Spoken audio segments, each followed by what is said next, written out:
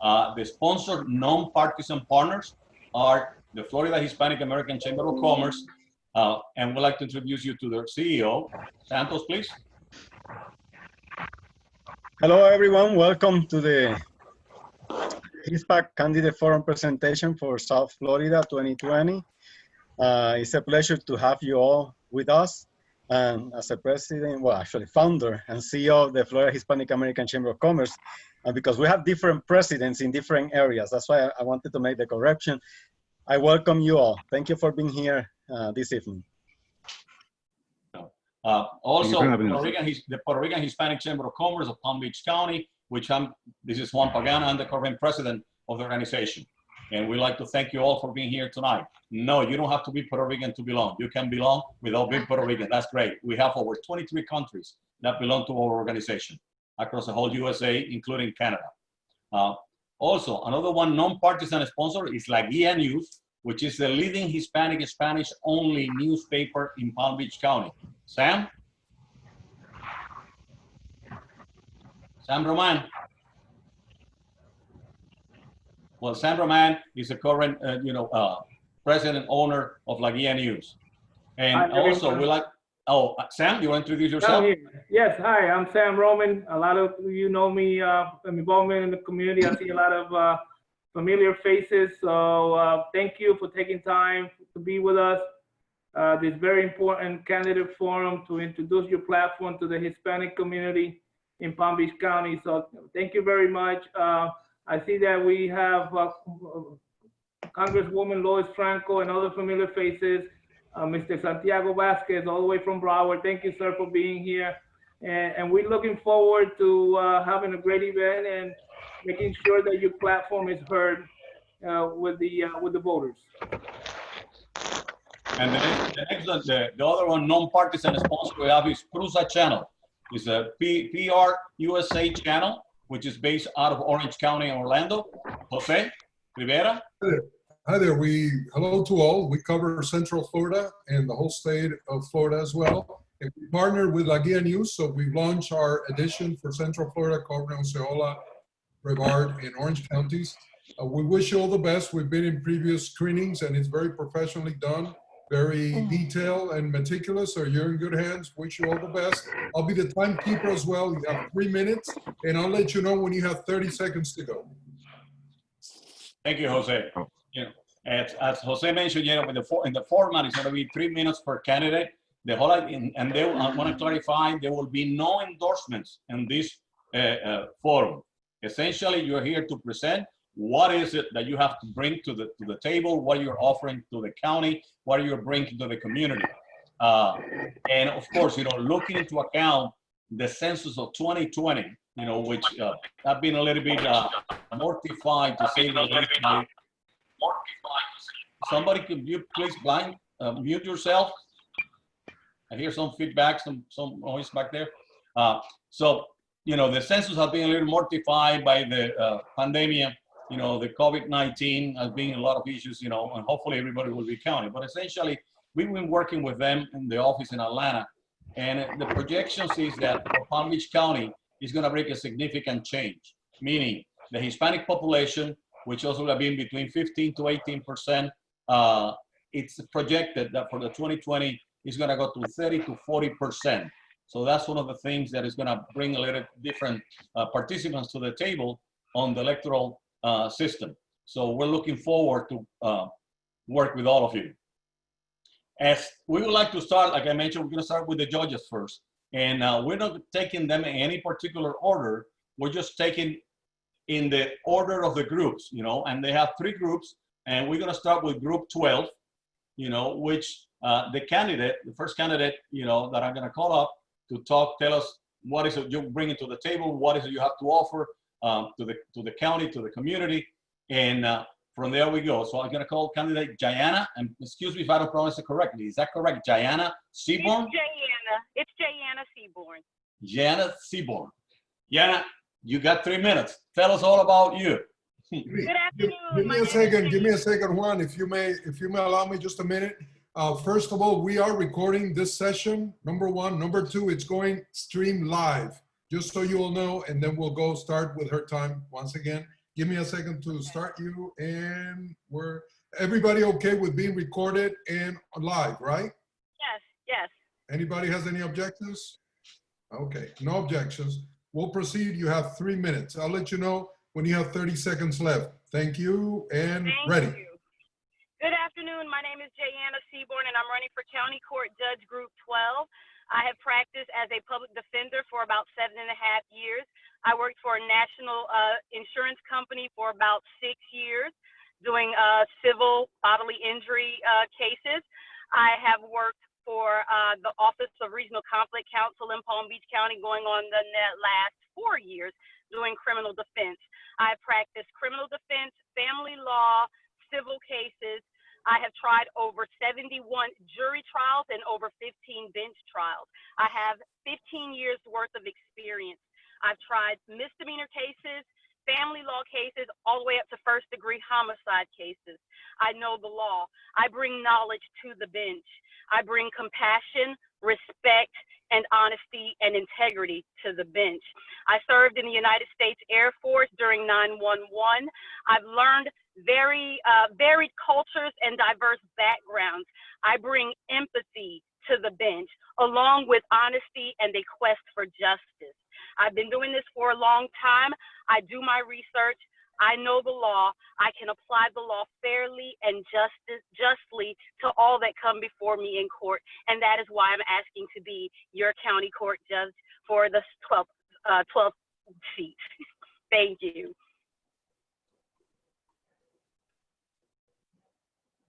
Thank you very much. You know, we will continue the time. You have no question, nothing else, right? So we will go forward. Thank you. I mean, thank you. That's fine. Okay, the next candidate I would like to call is, please, Judge Deborah Moses Stevens, please, from Group 12.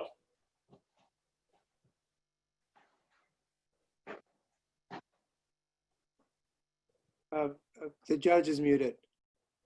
Oh, she's muted. Please unmute yourself, Judge. Sorry about that. Okay. Good Technology. evening. My name is Deborah Moses Stevens, and I have been the Palm Beach County Court Judge in Group 12 for 20 years. During that time as a judge, I have been in the Domestic Violence Division, the Criminal Division, and the Civil Division. I've been administrative judge for the Domestic Violence Division, the Criminal Division, as well as the Traffic Hearing Officer Program for the last 13 years. I am currently the administrative judge for the Riviera Beach Civil Drug Court, where I volunteer my Saturdays to help out in Marchman Act cases. It has always been my philosophy as a judge to apply the law fairly and to treat everyone who comes into my courtroom with dignity and respect. I have more than 200 jury trials as a judge, more than 200 non-jury trials as a judge. I'm currently assigned to the Domestic Violence Division, and in that division, I also handle domestic violence injunctions for the family court. I have lived in this community for the 33 years that I've been in Florida. I met my husband, Don Stevens, here, and we have raised 4 children to adulthood. This is my community. This is where I dedicate all of my time in community service, from running basketball teams for youth who would not have an opportunity to do travel basketball, from sponsoring those teams, to my time with the Riviera Beach Civil Drug Court. I dedicate my time to this community because this is a job of service. And as a job of service, you have to know your community, you have to live here. I've lived here for 33 years and I know my community. I treat them with respect and love because it is my job to serve, and that is what I've decided to do. Thank you, everybody. Thank you very much. I really appreciate it. Thank you. We will continue with the next group. We would like to jump to group 16. We're going to start with Judge Jeffrey Gillen. Please, 3 minutes. All right, thank you very much, Juan. As you said, my name is Judge Jeffrey Gillen. I've been a lawyer for, I've been involved in the legal field for over 30 years, about 34 if I'm not mistaken. The last 20 years, I've been a public servant in Palm Beach County for the Department of Children and Families. And for the last 8 years, I've been a circuit judge here in Palm Beach County. As a circuit judge, I've presided over 4 different divisions, 2 different civil divisions, a family, domestic violence, guardianship, and probate division. And now for a little over a year, I've been presiding over a felony criminal division.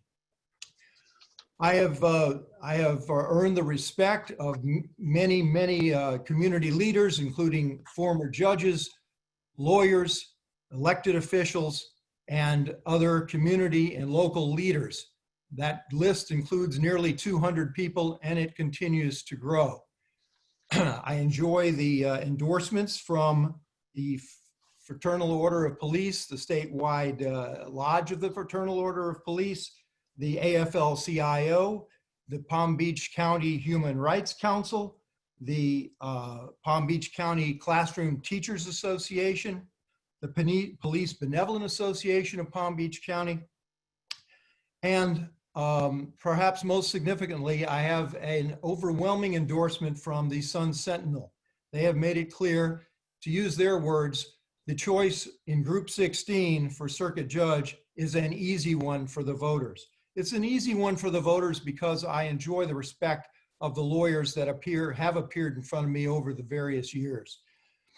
If one were to look at the evaluations that are done every other year by the Palm Beach County Bar Association, those lawyers who have responded in those evaluations have overwhelmingly found in all 9 of the categories in each of the years that I have been evaluated that I am either excellent or satisfactory in all 9 of the categories. It's perhaps no surprise then that the South Palm Beach County Bar Association determined that I was the jurist of the year just over 2 years ago in June of 2018. I enjoy going to work every day. I think it shows in my demeanor. And so long as the people who appear in front of me, whether with or without counsel, understand and perceive that by the end of the day, when I have ruled, they know that they have received thank you. They've received the opportunity to be heard by an attentive, civil, courteous judge, regardless of the outcome. I ask for your vote in the August election for Circuit Judge Group 16. Thank you very much. Thank you, Judge Gillen. Yeah. We're going to follow up now with the next candidate, Henry Quinn Johnson of Group 16.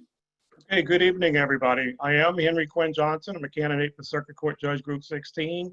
I am a 28-year resident of Florida and a 16-year resident of Palm Beach County.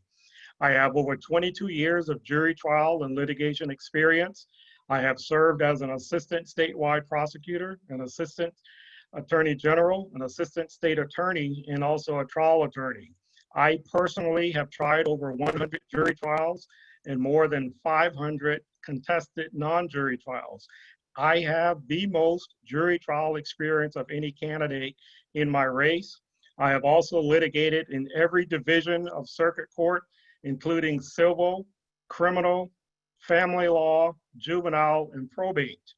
I've also handled cases in criminal court as both a prosecutor and defense attorney, and civil cases around the state of Florida. I've also, in civil cases, I've litigated cases in eminent domain, family law, probate, personal injury, small business litigation, contract law, and real estate law, including foreclosure litigation. In addition to my legal experience, I also have 27 years as a military soldier, lieutenant colonel, and a judge advocate general officer. In addition, I served in 3 different war zones: the Afghanistan War, the Bosnia conflict, and also the Gulf War. As a judge advocate, I have litigated cases on military installations around the world, including military justice, administrative law, operational law, contract and fiscal law, detention operations, intelligence and information operations law, and also cyber law issues. In recognition of my service, I've been awarded numerous awards to include the Legion of Merit and also the Bronze Star Medal. I have a Bachelor of Science degree in chemistry from the University of South Carolina, a Master's in Urban Planning from Florida State University, and my law degree from the University of Florida. I'm married to Dr. Terry Johnson, and a pediatrician, and we have 2 young sons, Daniel and Elijah. And as I stated, I personally have the most jury trial experience in this election. If you look at my endorsements on my QuinnJohnsonforJudge.com, you will see that I have endorsements from current and elected officials, the most elected officials in this race. You would also learn that the community is excited about my candidacy because of my qualifications and real world leadership experience. And I would ask that everyone, to read the articles about me and my opponent over the past 15 years in both the Palm Beach Post and the Sun Sentinel. We know that elections are about the future. We're living in a time of change, this pandemic. And in this race, I am also the only candidate who would be able to complete this term. My opponent will not be able to complete a full 6-year term, meaning that the people will not have a choice. It would be up to the governor. And so I believe that because elections are about the future, that people should be given the opportunity to choose who they want to serve as judge here.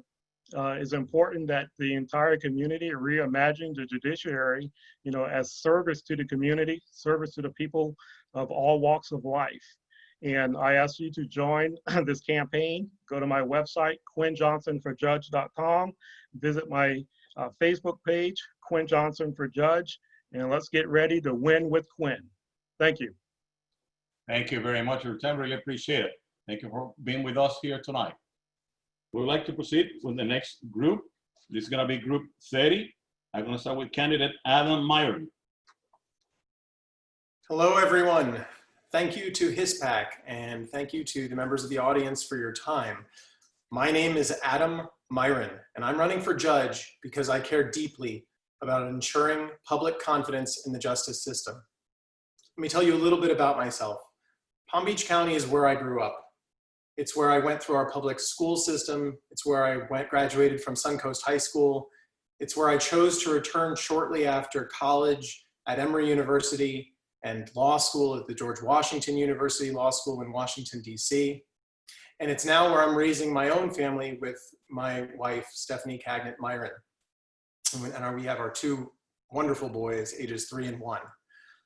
I have been practicing law for approximately 18 years. And in that time, I've been in court over and over and over again, primarily in the areas of complex civil, business, and commercial litigation, trust and estate litigation, and professional liability law.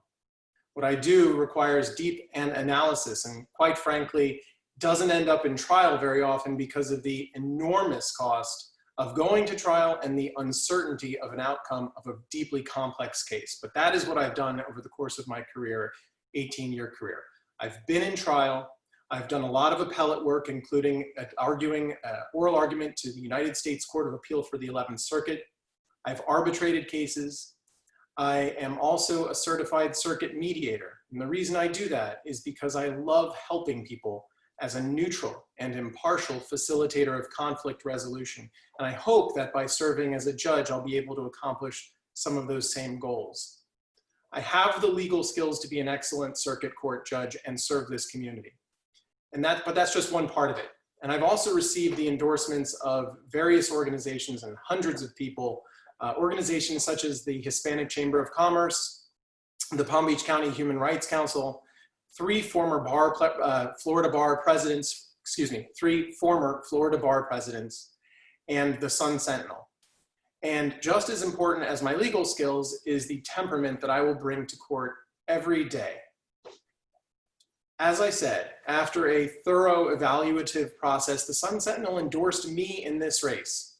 And in their endorsement, they stated that with my opponent on the bench, they felt that confidence in the justice system was lacking.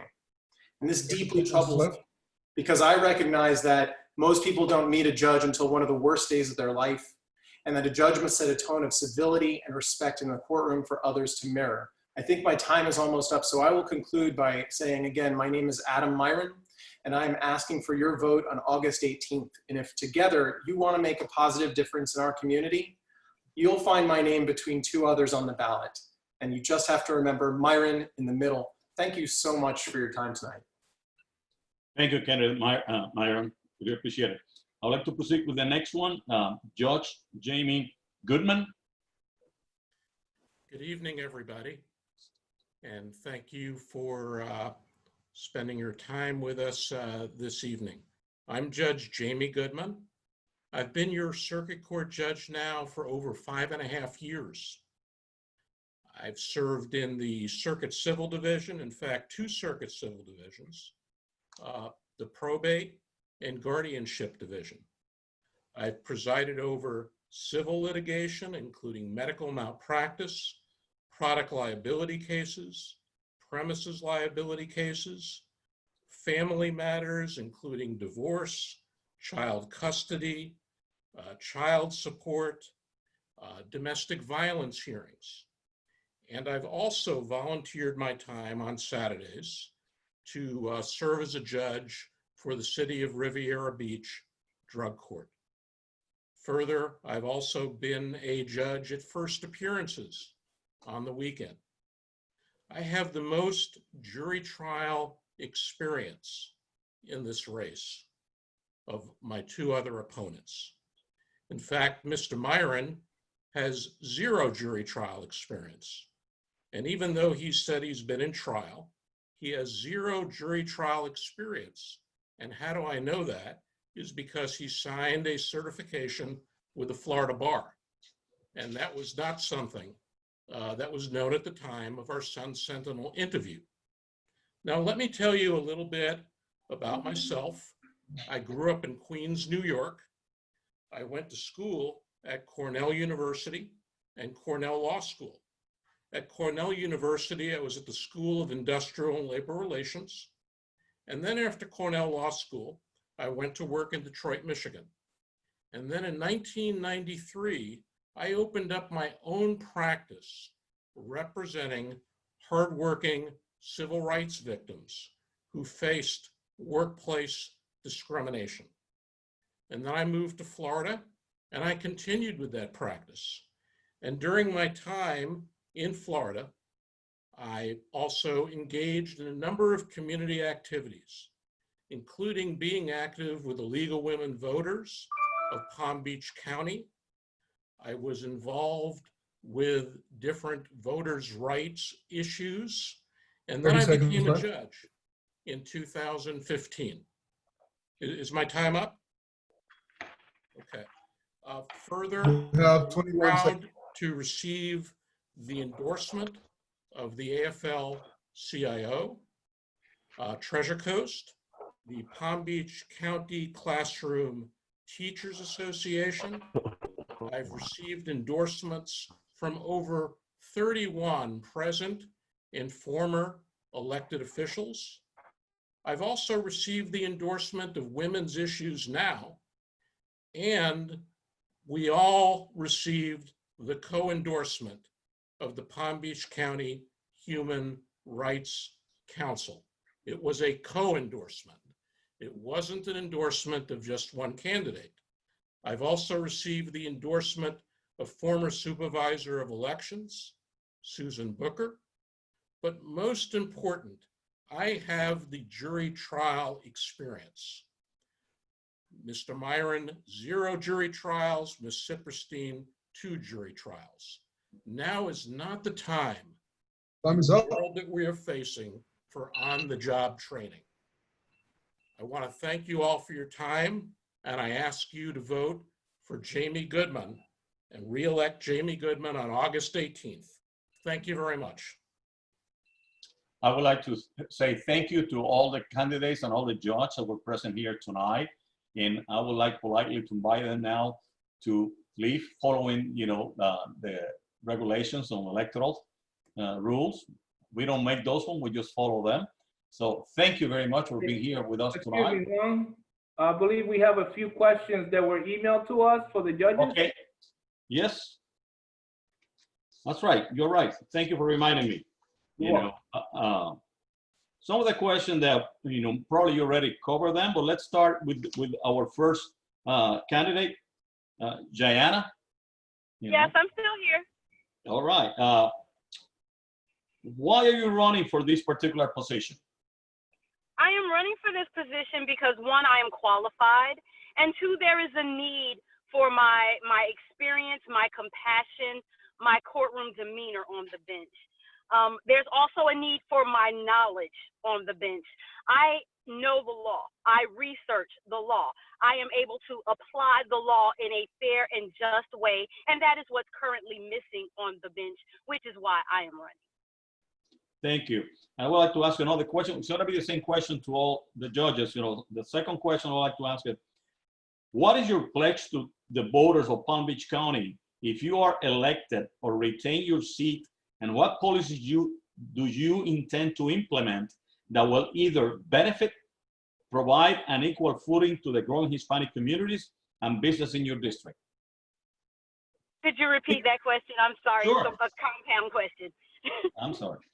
What is your pledge to the voters of Palm Beach County if you are elected or retain your seat, and this is the people who are already, you know, judges, and what policies do you intend to implement that will either benefit and provide equal footing to the growing Hispanic communities and businesses in your district?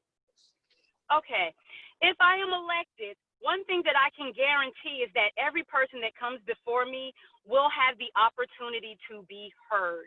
They will be listened to and considered in a fair and just way. There will be no biases. There will be no prejudging of a case before it's been presented. I will allow each person that comes before me, regardless of their ethnicity, regardless of their race, regardless of their gender, the opportunity to present their case so they may be heard. That way the judge and or the jury will have the applicable law to apply to those facts so a just and fair verdict may be rendered.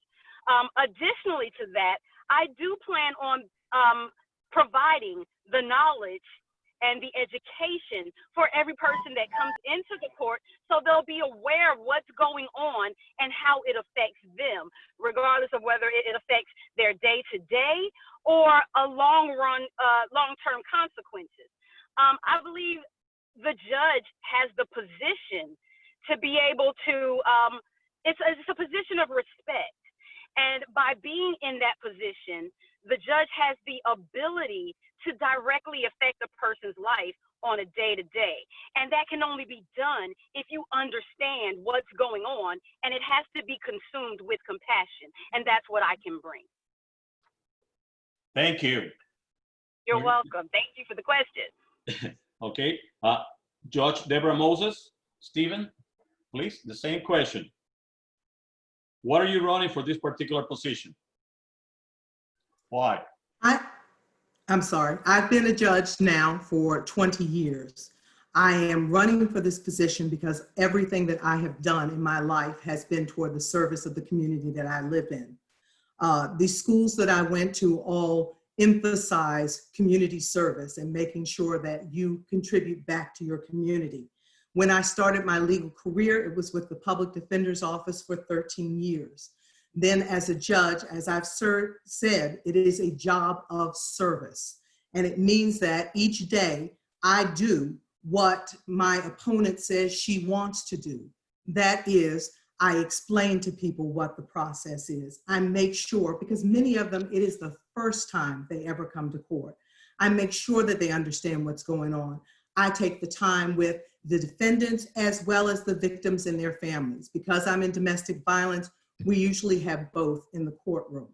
I take the time to explain to them so they understand what's happening to them so that they know what the process is. I take the time with all of them to hear what they have to say, to treat them with fairness, and to treat them with dignity and respect. That is what I did before, and that is what I will continue to do as your Palm Beach County judge for the next 6 years. Thank you. Thank you. And the second question, what is your pledge to the voters of Palm Beach County if you are elected or retain your seat? And what policy do you intend to implement will either benefit or provide an equal footing to the growing Hispanic community and businesses in your district? Well, first of all, when people come into our courtroom, I think the most important thing is to make sure that they understand what's happening. A lot of times, and this came home to me when I took a trip into a Spanish-speaking country where I didn't understand what was happening. It's so important to know that there's somebody there to interpret and to know what's going on. So I think it's important to increase our interpreters. Now, I don't have the ability, I'm not the chief judge to do that, but I know that that's one of the things that they intend to do. I should also emphasize that each person who comes into my courtroom should be treated exactly the same.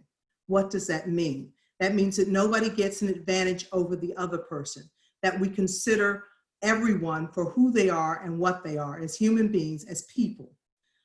This is what I try to do each and every day with anyone who comes into my courtroom. So my pledge to the voters of Palm Beach County is that I will continue to strive to do this.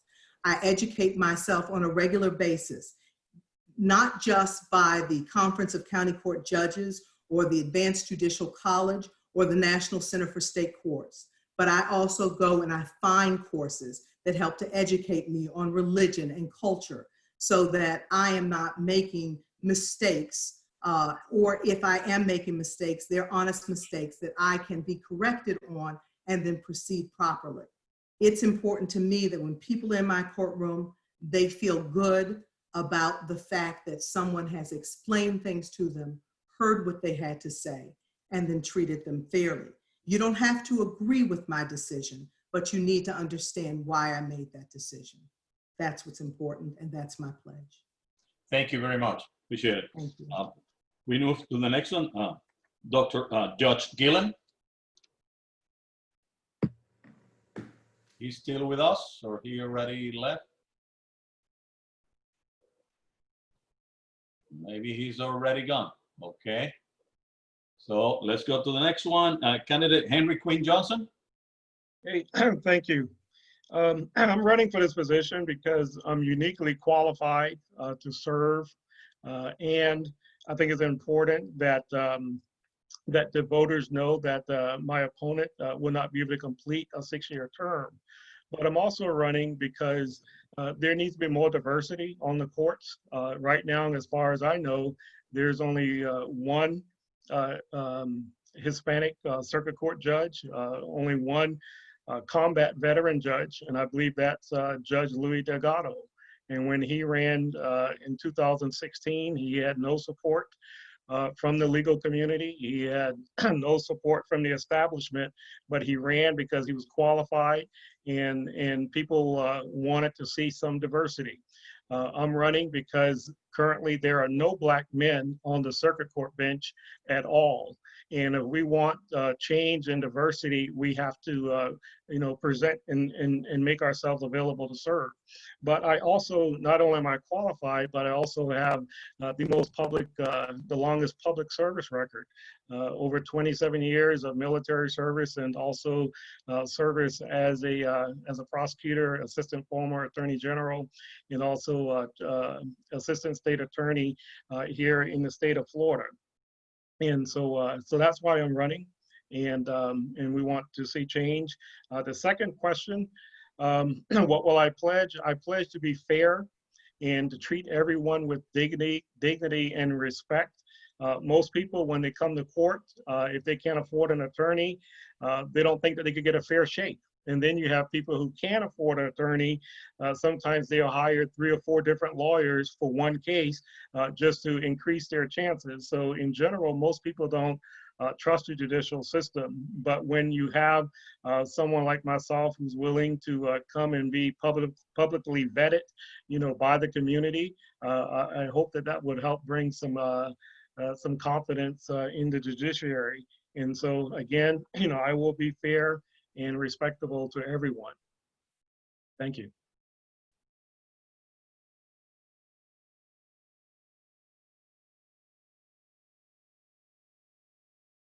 Mr. Pagan, we can't hear you. I was muted. Sorry. The next candidate, Adam Myron. Same questions. Okay, so why am I running for this seat?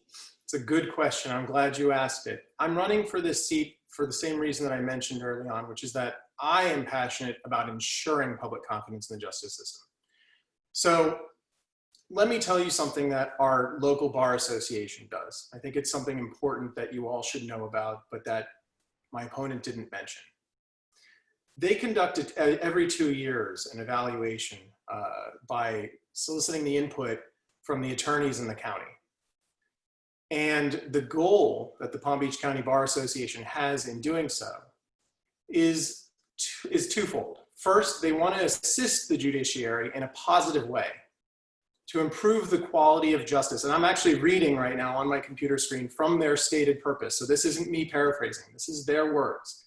To improve the quality of justice and the administration of our courts. So in other words, one of their stated goals is so that judges can learn from these polls. The second is to provide the public with information regarding those who hold judicial office. They say the Palm Beach County Bar Association has a vital interest in retaining on the bench judicial officers of the highest possible qualifications so that our courts may have the utmost confidence and respect of the public and the bar. Well, over the last 4 years of his 5.5-year term, my opponent has received historically low bar poll rankings from those who must certify that they have been before him in a 2-year span, at least 3 times for a hearing or 1 time for a trial. So the way it works is the Bar Association sends out to all 7,700 or so attorneys in the county the invitation to participate. But many of those attorneys don't actually even litigate cases. They don't go into court. And so you have to eliminate right from the get-go many people who won't be participating because they can't. They can't certify a trial or 3 hearings before that judge. Then you have to take out the people who do criminal law. If we're talking about this race, which is currently in the civil division, it's for a seat in the civil division. You have to take out people who do criminal law only. You have to take out people who do family law, where you don't have jury trials. I know Judge Goodman says that jury trials are so important, but there's only 2 divisions where you actually have jury trials of 5 divisions on the court. But you take out all of those people, and then you're left with a really small subset from that original number. And you have to say, well, who are the lawyers that go before Judge Goodman often enough that they can make a certification to the Bar Association about their evaluations? And you get a really small number. Nevertheless, there were more people that responded about Judge Goodman than any other judge on the court. And those numbers that they gave him, the rankings that they gave him, were historically low. I don't think that, they didn't get better over time, by the way. And I don't think that instills confidence in the justice system. I think that degrades confidence in the justice system. I'm running for this seat because I want to help people. I want to repair divisions. I care about our community. I care so much, I've been risking my own health at various food distributions, helping families in need during the COVID crisis. So that's why I'm running for this seat. I'm glad you asked. Thank you for the indulgence of a few more seconds. Thank you. And Judge Jamie Goodman? Yes. Your question? Thank you for your time again. You know, they say that when you can't talk about your own experience positively, you attack your opponent. And that's what's happened here. Mr. Myron simply has no jury trial experience. I'm running because I have that jury trial experience. The people of Palm Beach County deserve a judge who has that jury trial experience, who gets it right. In the jury trials that I've presided over, my rulings have never been reversed on appeal.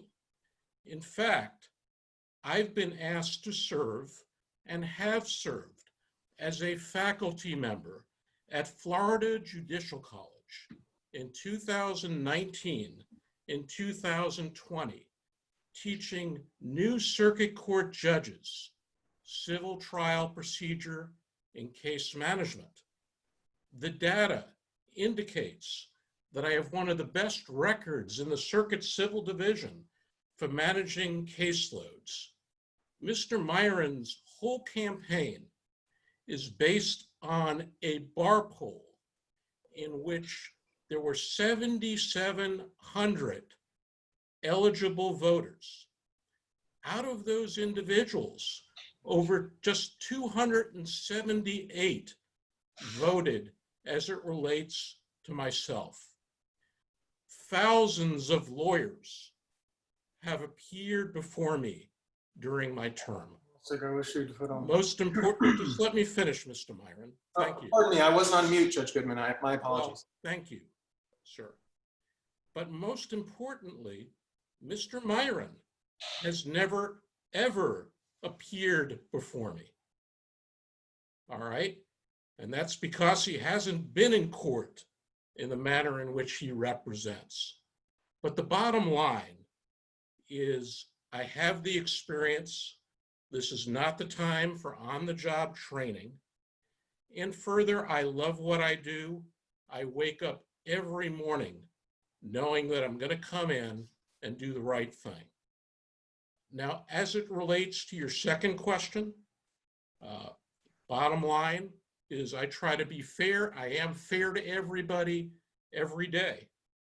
When folks from the community come in, whether Hispanic, racial, any issue where there's a need for an interpreter, or let's say we're selecting a jury and somebody on that panel indicates, well, I own a business, I have a child at home.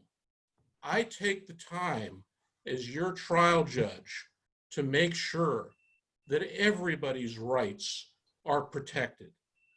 Thank you very much. Thank you. Judge Gillen. Yes, I'm just back on. I'm sorry about that. Got disconnected, and then I was under the impression that that was the end of it in any event. Sorry. It's okay. We still have, we're running about the same time rules. So Okay. Very quickly, please. Okay. Take two questions. I didn't hear the question. Sorry. Okay, I'm sorry. Okay. The first question, why are you running for this particular position? All right. 3 minutes, you said? Same time rules or what? All right, whatever. I'm running for this position because I have held this position for a number of years. I've done a very good job with the position, as is evidenced by the fact that I was selected as the Jurist of the Year in Palm Beach County in June of 2018, and as reflected by all of the evaluations that have been conducted by the Palm Beach County Bar Association over the years since I have been a judge.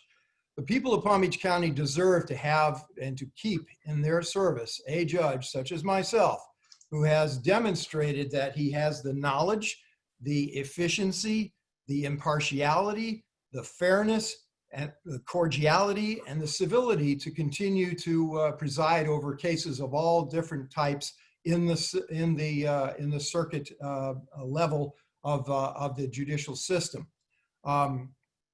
This is no time really to have anybody who is inexperienced insofar as presiding over cases. I've presided over thousands of cases, non-jury trials, jury trials, evidentiary hearings, non-evidentiary hearings, hearings of all different kinds.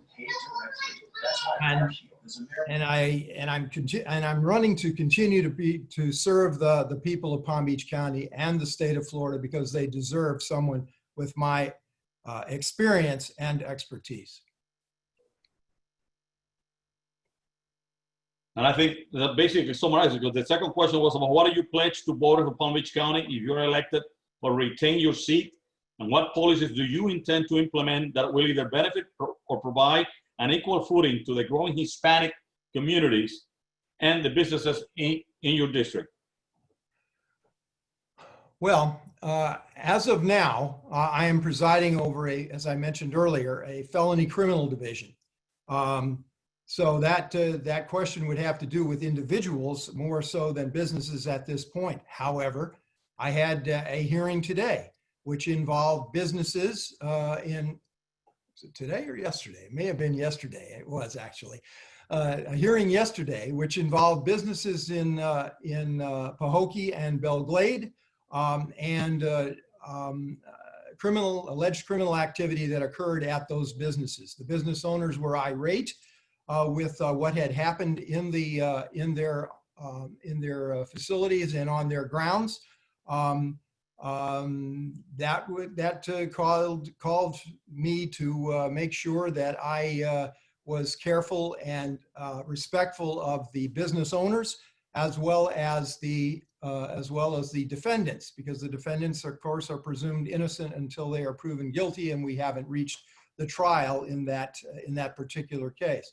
But the bottom line is this: everyone who has ever walked into my courtroom, the cases over which I have presided over the years, has, I am confident, felt as if they have gotten a fair shake, so to speak, when they have received my rulings, whether the rulings were for them or against them. It didn't matter. I've had lawyers tell me that, and in fact, I had a criminal defendant tell me that about 2 weeks ago.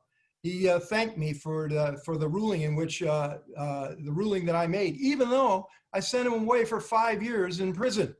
So, and he was not Hispanic, he was Black. But in any event, that is the case with everyone who appears in front of me. I will be very sure that everyone is treated with respect, dignity, fairness, and impartiality, regardless of background. Thank you very much again Yes, to sir. all the judges for your participation tonight. And in compliance with electoral rules, I would like to ask the judges to politely say goodbye, because now we're gonna get to the other politicians and candidates that are gonna be running, and they don't mix up, So we wanna make sure we're compliant with all the rules. Thank you, Juan. Thank you very much. Take Thank care. you Thank for you. the Thank you very much. I opportunity. enjoyed it. Thank you Take so care. much for your time. Thank you very much. Have a good evening. Thank you very much. I would like to introduce you now to Daniel Lustig. He's our Director of Communication for HISPAC. So Daniel, the floor is yours. Well, good evening, everybody. Thank you for being here tonight, and thank you for listening so attentively to the folks who are running to be the judges in Palm Beach County, which I believe it's an incredibly important position in our county because they decide the cases that matter to business owners, individuals, and everyone. So just as you who may be running for office to craft the law and have the law signed into, or the bill signed into law and prepare that to have the president or the governor sign it into law, and or just as you may be running for the commission and you're going to create an ordinance, these judges have to make sure they interpret the law, and then they have to do it well. And if they don't do it well, it's going to cost people a lot of money because they have to then appeal it if they don't believe that they got a fair shot. So it is all of our responsibilities to vote intelligently, and that's why we have this forum, so that we can hear from everyone and we can have everyone's thoughts and opinions as to issues. So the ground rules are going to be the same. We're going to have we're going to do this on a 3-minute basis, and we're going to start our forum by inviting, let me just pull up my list, by inviting the candidates from different groups that are running. And then I have a list of questions that were emailed to me, and maybe perhaps to make this a faster process, if you don't mind, if you all have a pen and a paper to write them down, so I don't have to repeat them all over again, and maybe you can incorporate your positions and speak of this a little bit. The questions are: why are you running for this particular position? What are the qualities that make you a better candidate for the seat? And what is your pledge to voters in this county or in Broward County? Because we have someone running for, I believe is Coral Springs. If you're elected or retain your seat, and what policies do you intend to implement that will either benefit, provide an equal footing to the growing Hispanic communities and businesses in your district. So having said that, I am going to give the floor to Mr. Abel Pena, who is running for commission for seat number 3 in Coral Springs. Mr. Pena. Good evening. I hope you and your family are doing well. Before I start, I wanted to share information that is going to impact the future of the next generation. Actually, I belong to the IEEE with the Artificial Intelligence Global Initiative. I'm representing Florida.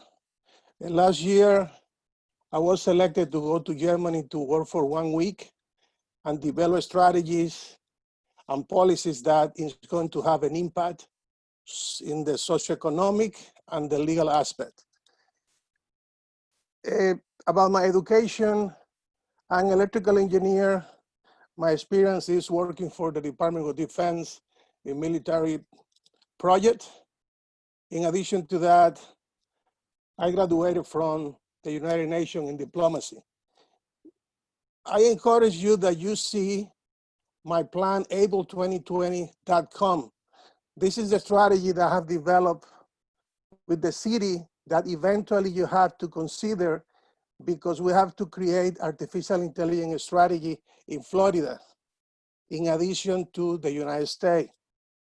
And as a part of my strategy, I have developed the training, how the city can become smart, how to develop the cybersecurity strategy that we need to be able to actually be safe in the future.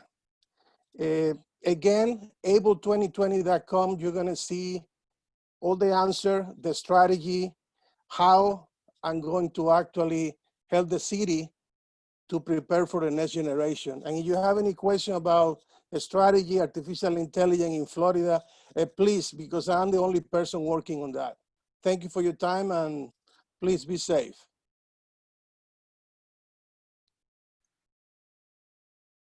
Thank you, sir. And let me just ask you, I understand that you are running your campaign on this artificial intelligence platform, but are there any other sorry, artificial intelligence is not a platform. Actually, right now we are in the fourth industrial revolution that actually combine artificial intelligence, the Internet of Things. The reason I decided to run is because when I came from Germany, I evaluated the city strategic plan, and there is no strategy about technology, and the city needs to bring more company to create new type of job. And right now, if you ask everybody in South Florida, the people that need to be aware about the fourth industrial revolution, artificial intelligence strategy, how to do that. It is the future. This is like electricity. We don't have another choice. You can see that every day in the legal, when you use Netflix, when you use Facebook, everything is related with artificial intelligence. Did I answer your question, Daniel? Yes, you did, sir. Thank you very much. Okay, my pleasure. We appreciate it. My pleasure.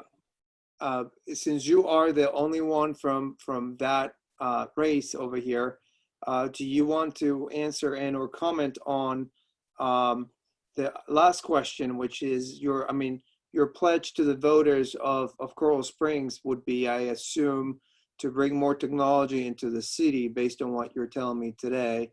What else would you intend to do to implement either a benefit to those businesses, Hispanic businesses that may be growing in your community, and individuals of Hispanic descent within Coral Springs if you are elected to be the elected official for your seat?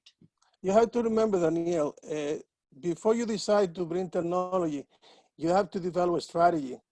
As a part of the strategy, there is a smart city strategy, how the city can compete about the sustainability goal of the United Nations.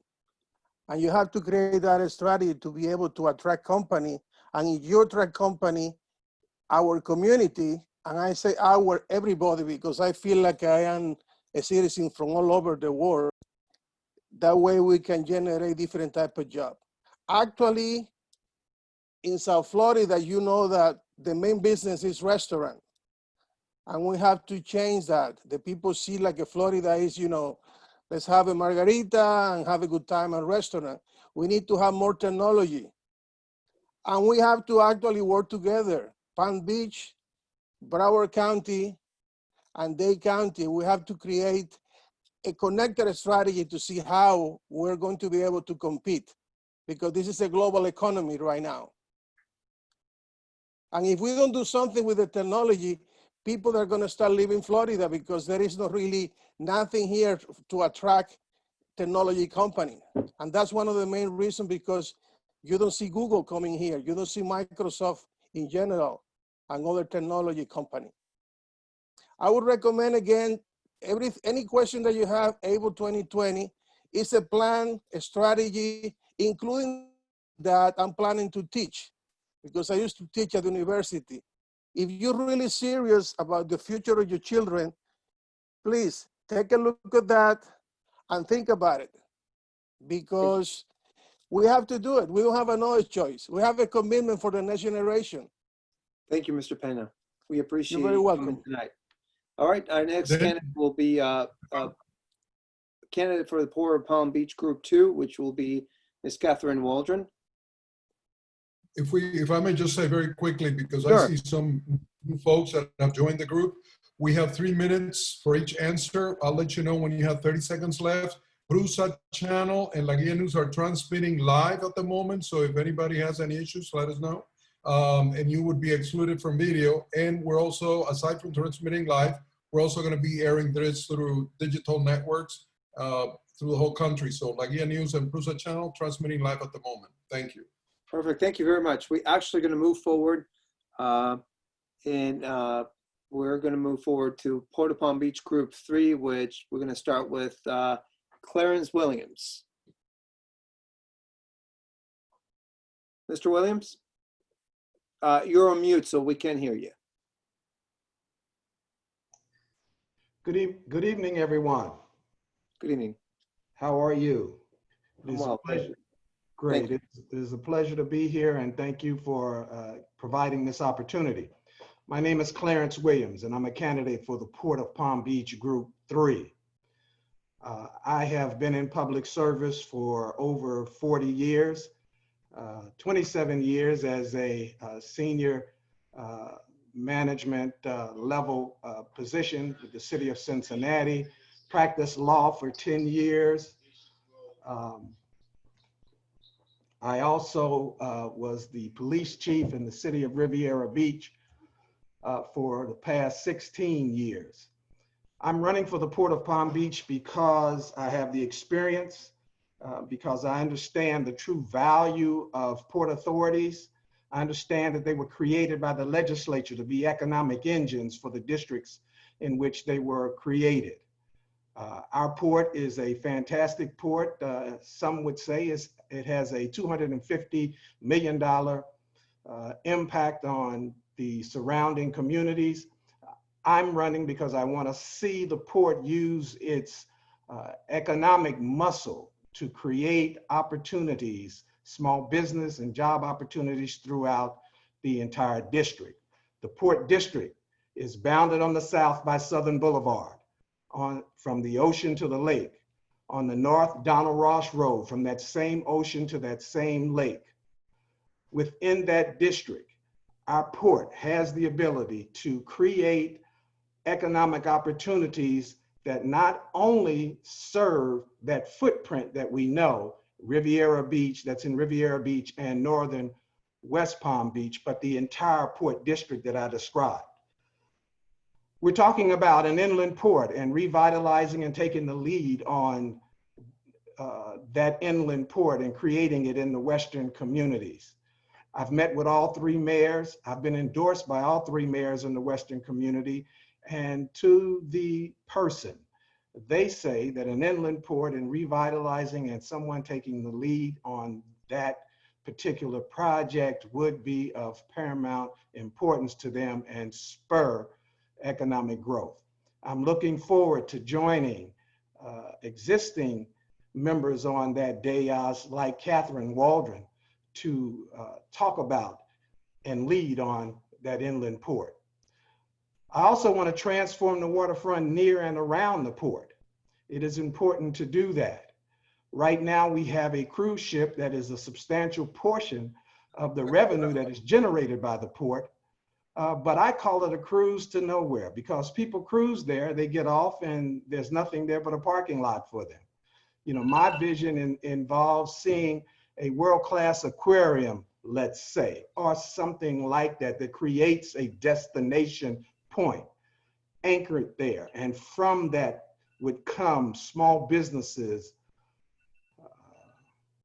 Thank you, sir. Are we out of time? Your 3 minutes are up, but I have a question for you, which you may lead into your next thought. And the question was, and it's the same as I'm going to ask the other candidates. So, what is your pledge to the voters of Palm Beach County if you're elected to this particular seat? And what policies do you intend to implement that will either benefit or provide an equal footing to growing Hispanic communities and businesses in, well, we're talking about the Port of Palm Beach, so for businesses affected by the Port of Palm Beach? Well, for the Port of Palm Beach, as I've mentioned, ports are created to be economic engines. And communities, in particular communities of color and communities that have been historically underserved, are never going to be taken seriously until they become economically viable. Port authorities were created to spark economic growth and development. I've seen it work. I've seen it work in other communities where I've served, and our port has the same opportunity. We shouldn't be focused on necessarily the limitations of the port, but the potentials of the port. As police chief in the city of Riviera Beach, that police department was one of the most diverse police departments in Palm Beach County. So I believe in service providers, government reflecting the community that it serves. So my pledge as a policymaker on that board would be make certain that we are reflective of the community that we serve in our contracting and our employment efforts, in every aspect of our interaction with our communities. Thank you, sir. We appreciate you coming out tonight and speak to the voters of Palm Beach County, especially because this is obviously live, and I'm sure everyone wants to hear every single person that is running for office who will be representing them. I have to move, though, for the next candidate that's running for the same seat, which would be Roderick Clark. Mr. Clark?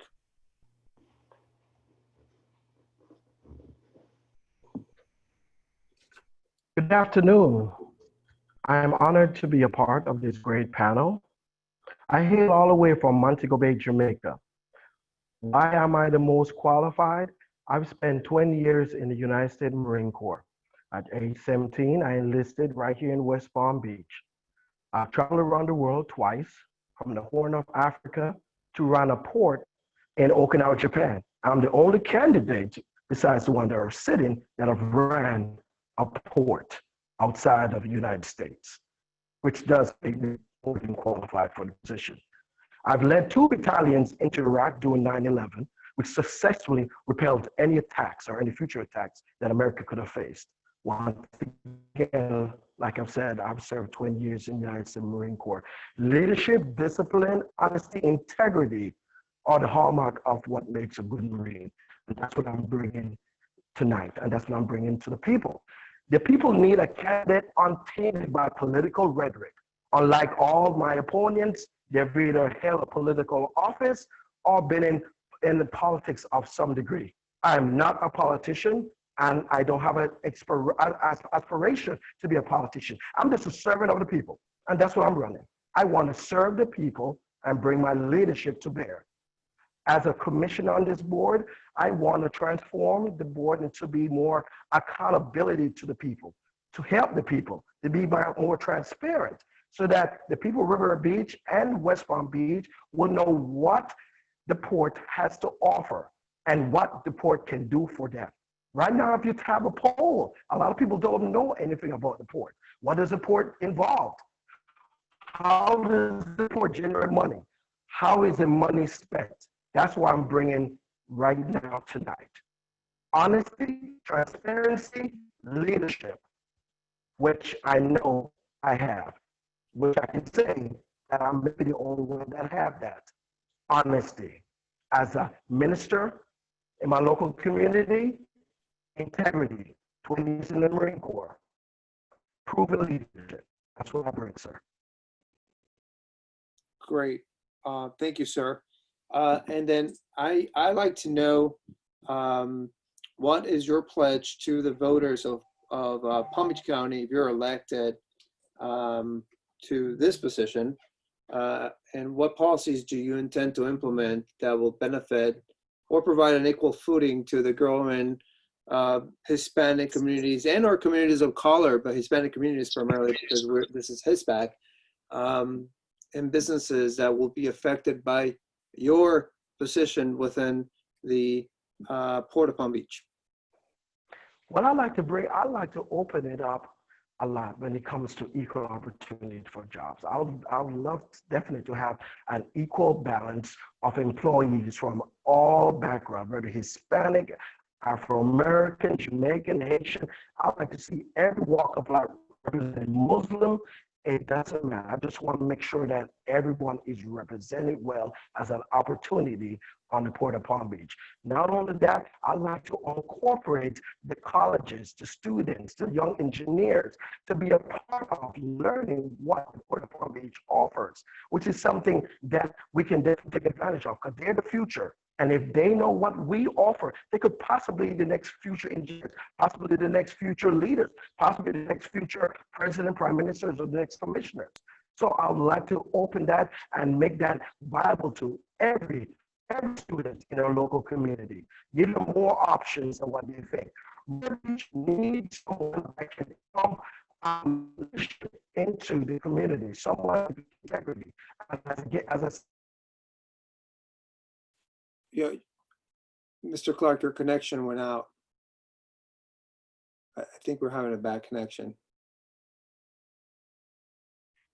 Yes, sir, I'm back again. I'm back again. Okay. Yes, sir. So I believe the last thing I heard from you was that you were discussing students and communities. I believe that's what you said. So I'm just that if I heard you correctly, of course. Yes, I would love to incorporate more students in the local community to be a part of the engineering working of the port, to have knowledge of what the port offers and how the port can benefit options versus taking their knowledge somewhere else. Mr. Clark, your connection is not coming through. Can you hear me, sir? I can. It just goes, it fades in and out. Yeah, and I believe time is up, Daniel. Yeah. So we appreciate your coming to the forum, and we appreciate the attendance of the port of those folks running for the Port of Palm Beach. Next, I see Mr. Vasquez for sheriff in Broward County. So I believe you are the only one left from our neighboring county. So I'd like to give you the floor.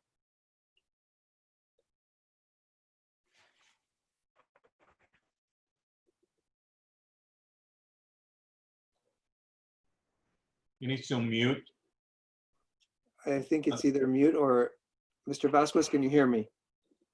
Santiago? That's mute.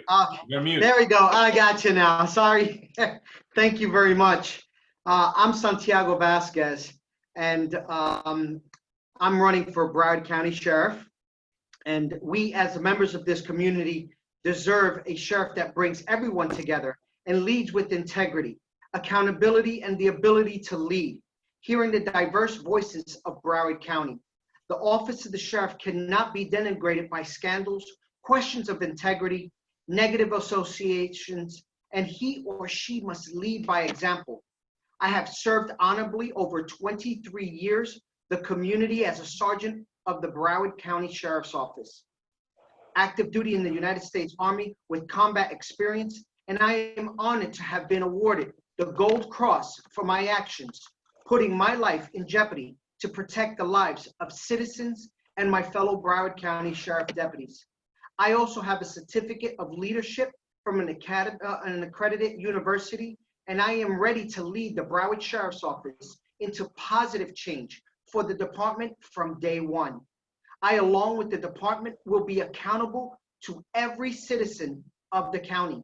I will implement changes, including independent oversight, the CART program, better allocations for the budget, regular mental health for our police officers and evaluations, and improve the image of law enforcement in our county.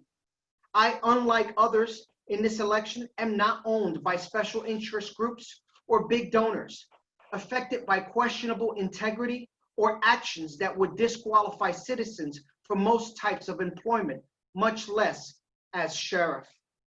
Questions of leadership abilities or even associated with such individuals as 3 of my opponents. I am compelled to speak out these unfortunate lapses of integrity because as sheriff, I must not only speak against injustice, but must act out against it. I am and will be accountable to you, the citizens of which I am proud to have served. As sheriff, I will give you a department of which not to only to be proud, but to trust in and utilize as a resource for a better Broward. Together, we will make our community a safe and protected environment for our children, elders, minorities, the LGBTQ community, and all citizens. I want a sheriff's office that inspires confidence and not fear, that saves lives and not take lives. I am proud to be your Democratic candidate for a positive change to law enforcement in Broward County. My name is Santiago Vasquez, and I hope that I can get your support, your vote on August 18th. Thank you. Perfect time.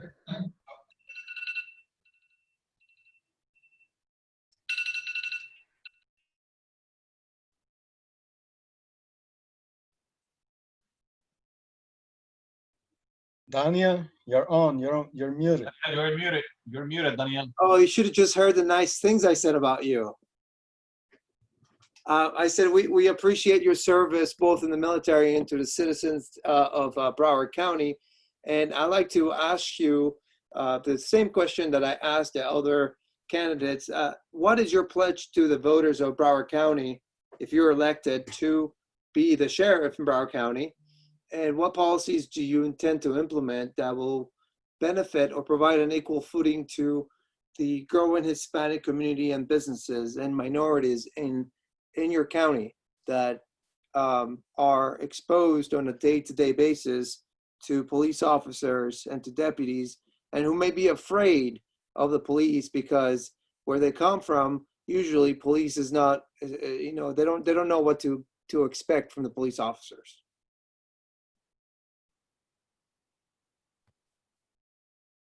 Is that for me?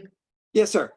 Okay. Well, thank you very much. We know that right now there has been issues with police officers having abuse. My father was a victim of police brutality, and I remember that at the age of 5 when it happened. So police work has not changed in decades, and we know that we must change police work. Now, with our politicians coming here, we know that we need the positive change for our law enforcement, and we need to have a comprehensive plan, and that's what I am bringing.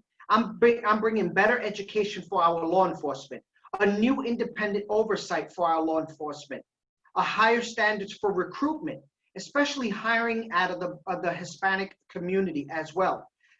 Broward County, the Hispanic population is growing in Broward County and in Palm Beach County. Our sheriff's office should reflect the diversity in our community. And these are programs that I will be bringing. I want to make sure that the Hispanic community, as I am, I understand, because what's happening is some of them don't speak English and they're afraid to contact with the police. I'm going to break those barriers and I'm going to build bridges together. And as your sheriff, I'm going to make sure that what we do is we're going to build resources for our undocumented citizens to come to the police department, to make sure that they have that confidence. And I'm going to make sure that there's transparency and accountability on that. So my whole thing is we need to build a confident police department, one that is going to talk with our community, have community relations, and make it a prime example that we, the sheriff's office, the law enforcement, work for the people and not for the government. That's the difference. That's what I'm bringing in, diversity.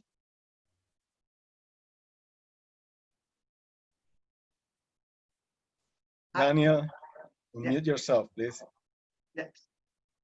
Oh, again, thank you. Thank you, Sergeant Vasquez. Thank you for your attendance. Thank you very much. Thank you. Next, we're going to hear from School District 2, David DeCrescenzo.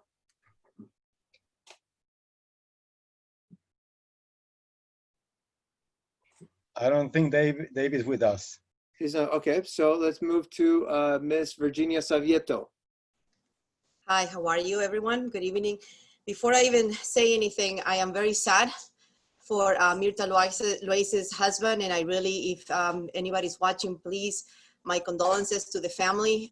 He's been a staple in our community for years, taking photos at every event, and I'm very, very, very sad for our loss, and very taken aback. I just got a message. Again, my condolences to the Luis's family and to our whole community at large. Again, my name is Virginia Savieto, and I am running for the school board, District 2. And I'm gonna mix it up so actually, so I can answer all questions maybe in one. Why am I running? My qualifications, and why am I the best candidate? Actually, I'm the only candidate who is actually a mother in this district. My son is 9 years old. His name is Luca, and he attends a public school in the district. I understand the problems with virtual learning, distance learning, the anxieties that we have parents like myself. I'm a working mom, what to do, what not to do, all the technology problems that we have. I truly understand, and we need someone in the district that is not only Hispanic as myself, but has a stake in education. I'm a certified teacher with a school district in Palm Beach County. I taught English as a second language to adults. I taught them ESOL, and I prepared them for a few years to get their GED certification. And I'm very proud of that work because thanks to teaching, it got me into public service. I'm an adjunct professor with the college currently. I'm a member of the PTA, and I have been a member of the PTA at Son's School, Pine Jog Elementary, for the past 4 years. And I work for Commission, Palm Beach County Commission, District 2. District 2 for the county overlaps the school District 2. I have deep, deep ties in this district with community leaders, with business leaders, with parents, with teachers, with everyone, the faith organizations. I'm very proud of working in the district. Not only I work in the district, but I have lived in District 2 for 32 years. And let me tell you, I came from Argentina when I was 13.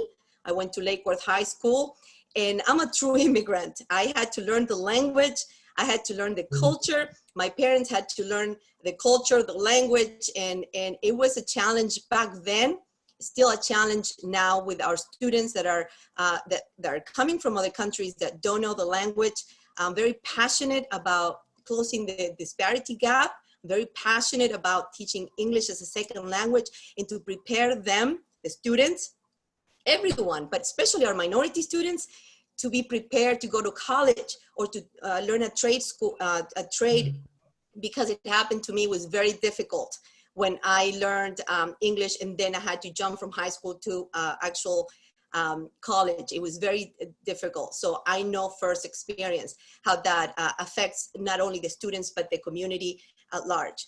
I have 4 degrees. I have an AA from college, 2 bachelor's degree, 1 in legal studies and 1 in graphic design. And I have a master's degree in design and media management.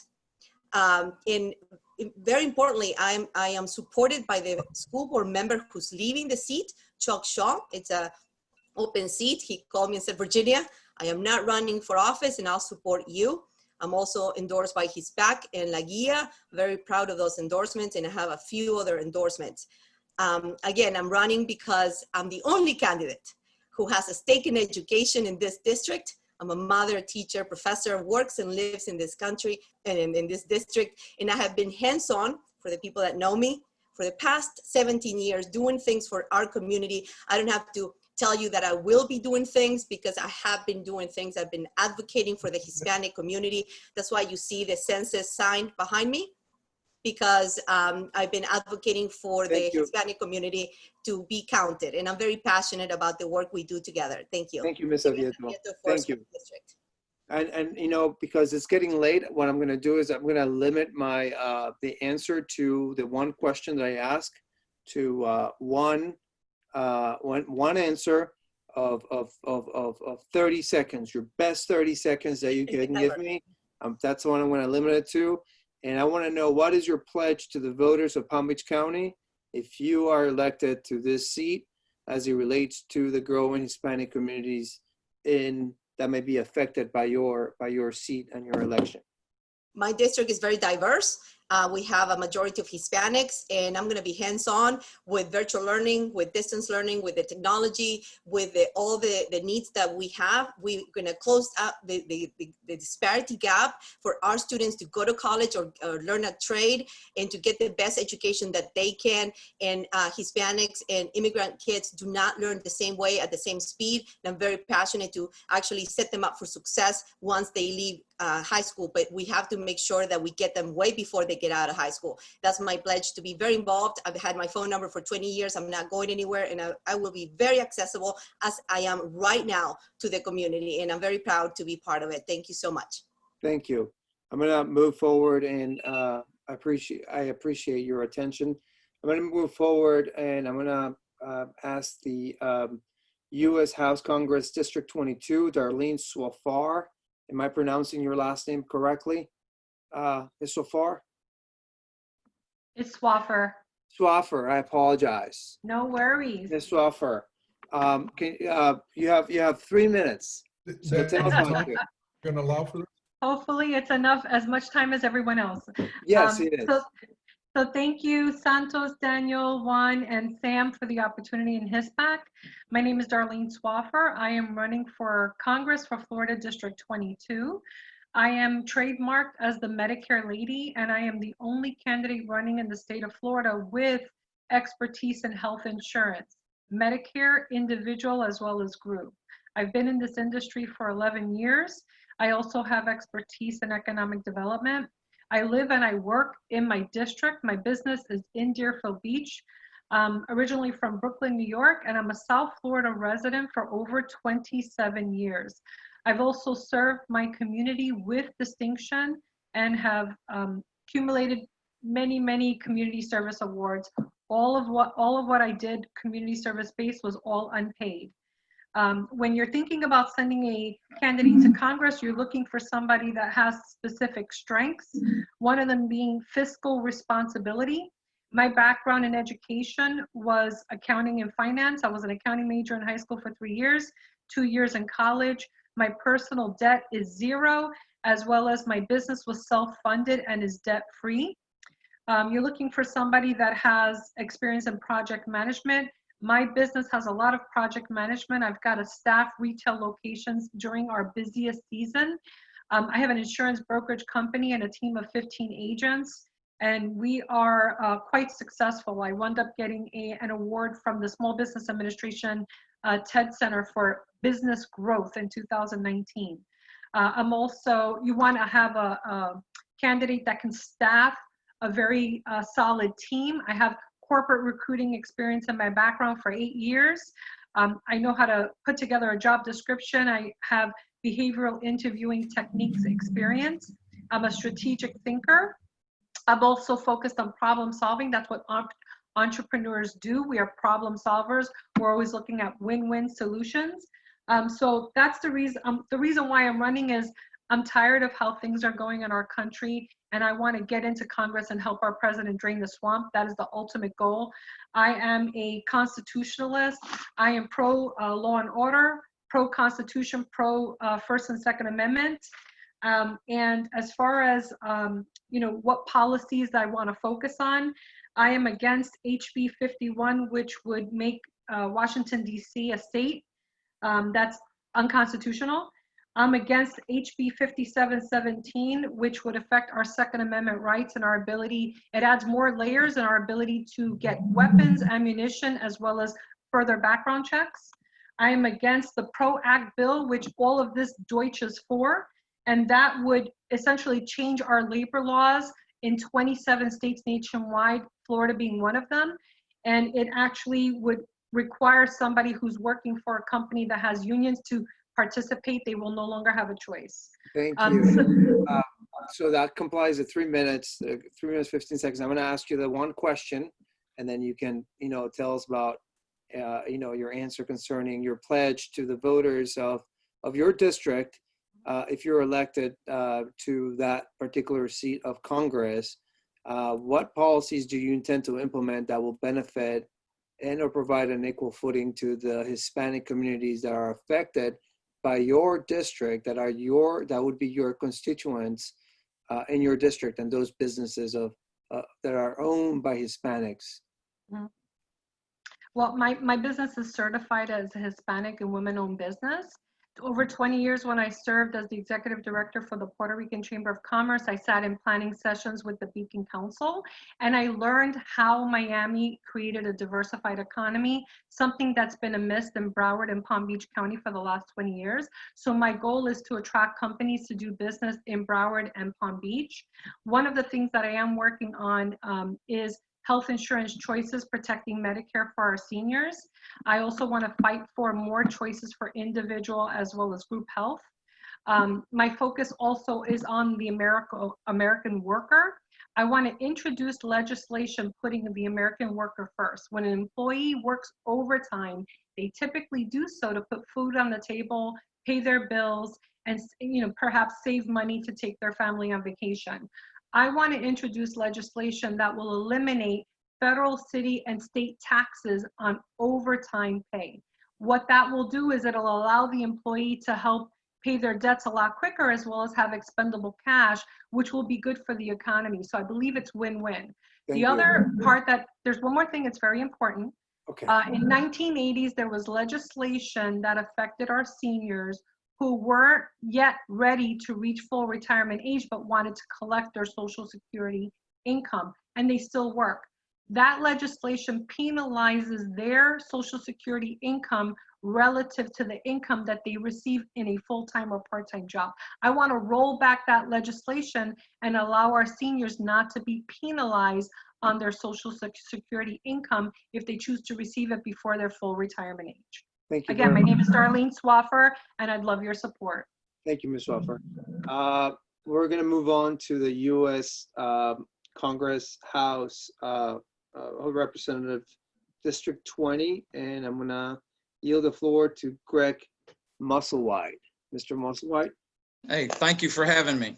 Thank you, My name is sir. Greg Musselwhite, and I'm running for Congress in Florida's 20th District. The current incumbent, Alcee Hastings, can you hear me? Yes, sir.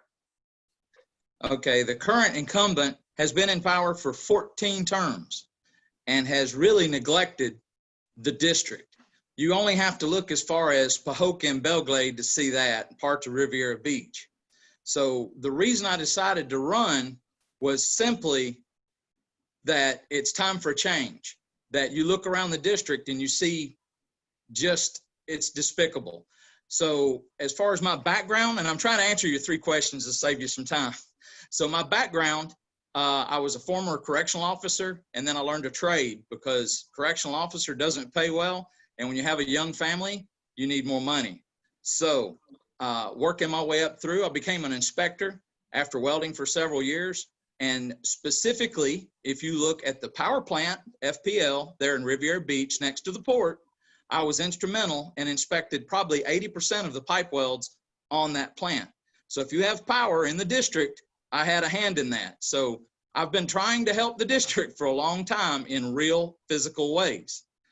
So as far as a promise to the future, I would like to bring those connections that I've made across the country for several years, 20, 30 years in industrial construction, to bring jobs to the district. Now, that's twofold. As they say, if you build it, they will come. We need to start with education and build a good resource with those employees and give them the tools that they need to compete for jobs, not only nationally, but worldwide. It's ironic that some of the candidates for the port also emphasize bringing that infrastructure, because as others have mentioned, COVID decimated our economy. It's mainly service related. We have to bring back those manufacturing jobs and include those to diversify all of the economy in the area, because we're one hurricane, we're one storm, one COVID away from, as we see the last check, we're at 14% unemployment, whereas a more diversified Jacksonville is at 11. Now, the current situation with COVID has a lot to do with that, but we need to work to make it that the next crisis that we have doesn't affect us so dramatically. My name's Greg Musselwhite, and if you want to read about our platforms, see interviews, or hit that all-important donate button, go to musselwhiteforcongress.com and learn a lot more. Thank you, Mr. Musselwhite. And you have 30 seconds to answer the question concerning your pledge to the voters in your district. If you're elected, what kind of policies do you intend to implement that would benefit or provide equal footing to grow in Hispanic communities and businesses in your particular district? Yeah. Now, in our district, that extends through Broward County as well. But as I mentioned, the power plant construction there at Riviera Beach, I had about 50 welders that I was inspecting with that helped build that power plant. And an astonishing, maybe not for the district, but over 70% of my welders were Hispanic, and were extremely happy to be working so close to home. Most of those jobs, we travel all over the country, but we need to bring access and more trade schools, vocational training back to the district to diversify our economy and bring back manufacturing jobs, not just construction jobs. Thank you, So sir. that's the promise that I will make, is to use my resources and my connections that I've made over the last 30 years to bring those home to the District 20, Palm Beach and Broward County. Thank you, Mr. Musselwhite. Thank you for attending. Our next candidate for the same District 20 will be Vic DeGramont. Yes, sir. There you are. Thank you, sir. How you guys doing? Thank you, HISPAC, for having me.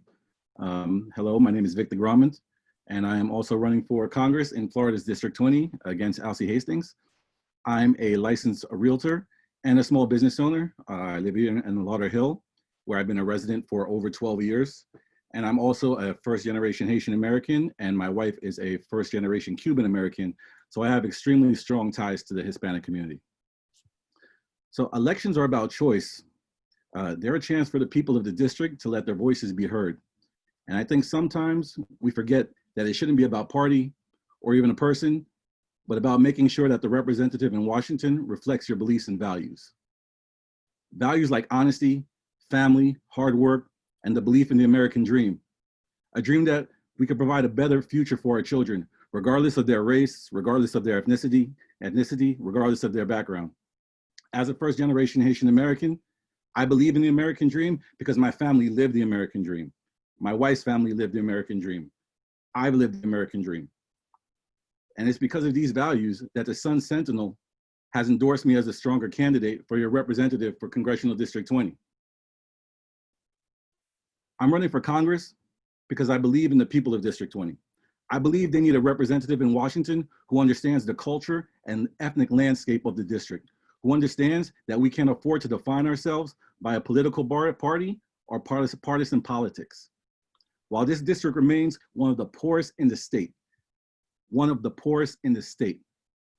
need a representative that's going to put South Florida first, who understands that we need a voice in Washington, not 2 more years of business as usual.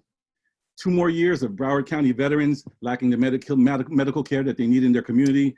2 more years of retail, service, entertainment workers lacking access to childcare that could be available during working hours. Right now, South Florida is a 24-hour district. It's not a 9 to 5. We don't need a 9 to 5 representative. We need someone who's going to be working for them 24 hours. Right now, we live in a time just like any other, unlike any other in the history of our nation. The pandemic, it really threatens to disrupt our retail, our restaurant, our service, and our entertainment industries. This is not a challenge that can be met with a representative that owes more to Washington insiders than to the people of the district. We're gonna have to put South Florida first. And if we're gonna emerge stronger through this crisis, we need a representative that understands 21st century challenges require 21st century solutions. Again, my name is Victor Grauman, and I'm hoping I can get your vote on August 18th. And if you want more info about me, you can go to www.fl20.info. That's fl20.info. Thank you for having me. Thank you, Mr. DeGramont. And I'm going to ask you the same question I asked other candidates. If you were elected for that seat in your district for United States Congress for the House, what is your pledge to the voters that will take you there as it relates to policies that you intend to implement that will benefit or provide equal footing to a growing Hispanic community and businesses in your particular district? Well, as I said before, my wife is Cuban. So, you know, I'm pressured with the Hispanic community every day to be a better man and to do better things for them. One of the most important things that I feel that can be implemented is childcare. With childcare, people are going to be able to go out and get jobs, and we're going to be able to stimulate the economy. Like I said, we're in a district that is primarily retail. It's primarily service industries. It's restaurant service, entertainment. These people don't have traditional 9 to 5 jobs. They can get out at 10 o'clock, 11 o'clock, 3, 4 o'clock in the morning. I believe we need 24-hour childcare, which will benefit everybody. And we can incentivize these childcare providers to expand their hours, and these residents having these non-traditional jobs, they're gonna have this access and they're gonna be able to have more jobs and work. Thank you, sir. Thank you very much. And thank you for your attendance. Thank you. Thank you. And I'm gonna move to the United States House, Congress District 21. And I'm gonna start with Congresswoman Louise Frankel. How are you today? You're on mute, so I can't hear you. You got to unmute. There we go. You know, it's nothing like a politician who's on mute, right? Do you want me to start? Yes, please. Go ahead. First of all, thank you so much. This has been a very interesting. I've been listening to all these candidates. And first, I want to start. Thank you for this opportunity. And also, I want to especially thank those of you who've been working on the census, because this is very, very important for resources for our state, and also to make sure we get the best number of representatives. So I'll just start by saying, you know, we live in unprecedented times. I've had the privilege of serving South Floridians as a state legislator, as a mayor of West Palm Beach, and now you're a member of Congress. And this is, I believe, given me the experience to meet today's extraordinary challenges. I have a very close relationship with local, state, and federal leaders, and a great team here in DC. We do many, many town halls and many, many meetings now, certainly it's by phone and virtual. I've been working really very hard lately on the COVID response and the police reform. I have pressed the county on resources, especially to get resources in the hot spots that are in our Hispanic community. I'm on the Appropriations Committee, which funds the work of the federal government. This has given me the capacity to advance funding, for things like Everglades restoration, medical research, veteran support, childcare, healthcare, clean energy, small business support. I've traveled to the border and ICE facilities, and I have been horrified by what I've seen. I'm most proud of my son, Ben, who's a U.S. Marine War veteran and has come home safely and given me a fantastic grandson. But, you know, my voting philosophy and my record, I'm a very strong Democrat. I have progressive values, but I like to get things done. I believe all people should have access to affordable health care. People who work hard should be able to live a decent life. And our democracy must stay strong, so we should have transparency in campaign finance. We should have the ability for anybody to vote by mail. We need to have police reform. And if I could give my grandson a gift, it would be a clean climate. I support expanding background checks. And unlike the President of the United States, I believe diversity is our strength. I oppose the wall and his racist immigration policies. I'm for a path to lawful permanent resident status, not only for our dreamers, but for undocumented immigrants. And I just want to say, I had the privilege of taking one of our local dreamers as my guest to one of the State of the Union addresses and to make that point. I'll just conclude by saying I'm for the people. Thank you, Congresswoman. I have the one question that I asked all the candidates I'm going to ask you. And, you know, I guess because you've been in Congress already for a few terms and you've been a public servant for several years, I'd like to know if you can tell us what is going to be your pledge for this upcoming election for the voters of Palm Beach County and, you know, for the voters that you represent in terms of what policies do you intend to implement or bring forward to the floor to benefit or provide equal footing for the growing Hispanic businesses that are here in your district? Well, first, thank you for the question. Let me just say that most of these policies I'm going to talk about, I've already voted for.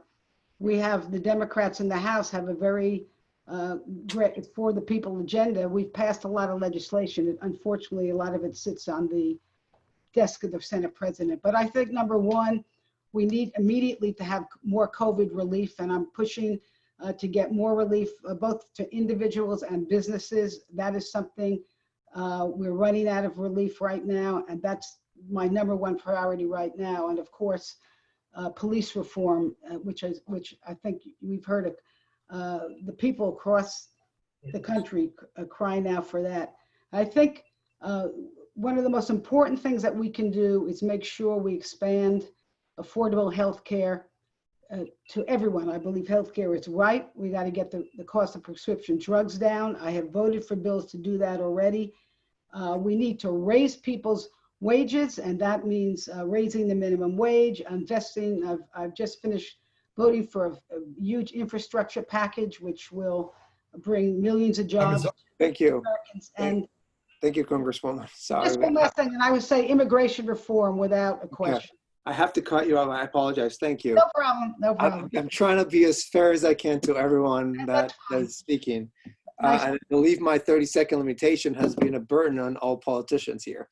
Let me move on to our next candidate will be Mr. Guido Weiss. Mr. Weiss, you have the floor. Hey, good evening, everybody, and thank you to Daniel and Santos and everybody else involved, and Sam Roman and everybody involved in HISPAC. I really appreciate it. So I'll go quickly. I apologize. I am running a little bit late to something else. Qualifications. I'm a former congressional staffer. I worked in past, initiatives that I wrote. 20 of them have become law, which is quite an interesting feat. I'm a Navy intelligence officer, and I'm also born and raised in Palm Beach County. And I've studied quite a few different languages and learned a lot about what's been going on around here. Just a little bit about why I'm running. I'm running because as in my time working in Congress, I saw that frequently initiatives that are for people in the district get drowned out by corporate interests. And I see currently if you have a representative that takes a lot of money from big ag money and then also claims to be an environmentalist, it doesn't really work that way. or if you have somebody that's claiming to lower your healthcare costs, but is fueled and funded by pharmaceutical companies, they don't work as hard as they actually could be doing that. So to me, that's a really important initiative. Another thing that I'll mention is in District 21, in Florida's 21st Congressional District, our district office is not even in our district. It's in another congressional district. And to me, that's unacceptable. I've worked for multiple members of Congress, Democratic members of Congress, where the community was able to literally walk to the district office, have conversations with the representative, engage with the representative and their staff, and get help and assistance with federal resources. So I'm running because I think that we can have a much better community representative that's not corporate, that has a better accomplishment record in Congress. And a lot of the things that we hear currently are talking points from the whole Florida delegation. I've fighted for Everglades funding and this, that, and the other, but the entire delegation does that. And you'll see the talking points are the same from here down to Miami. So that's a big reason why I'm running. And my pledge to the community, I'm so sorry, I do have to go after this. My pledge to the community is it's minimum wage increase. It's fighting for Medicare for all, but actually doing it because I won't be connected to pharmaceuticals and medical companies. It's having Spanish language website.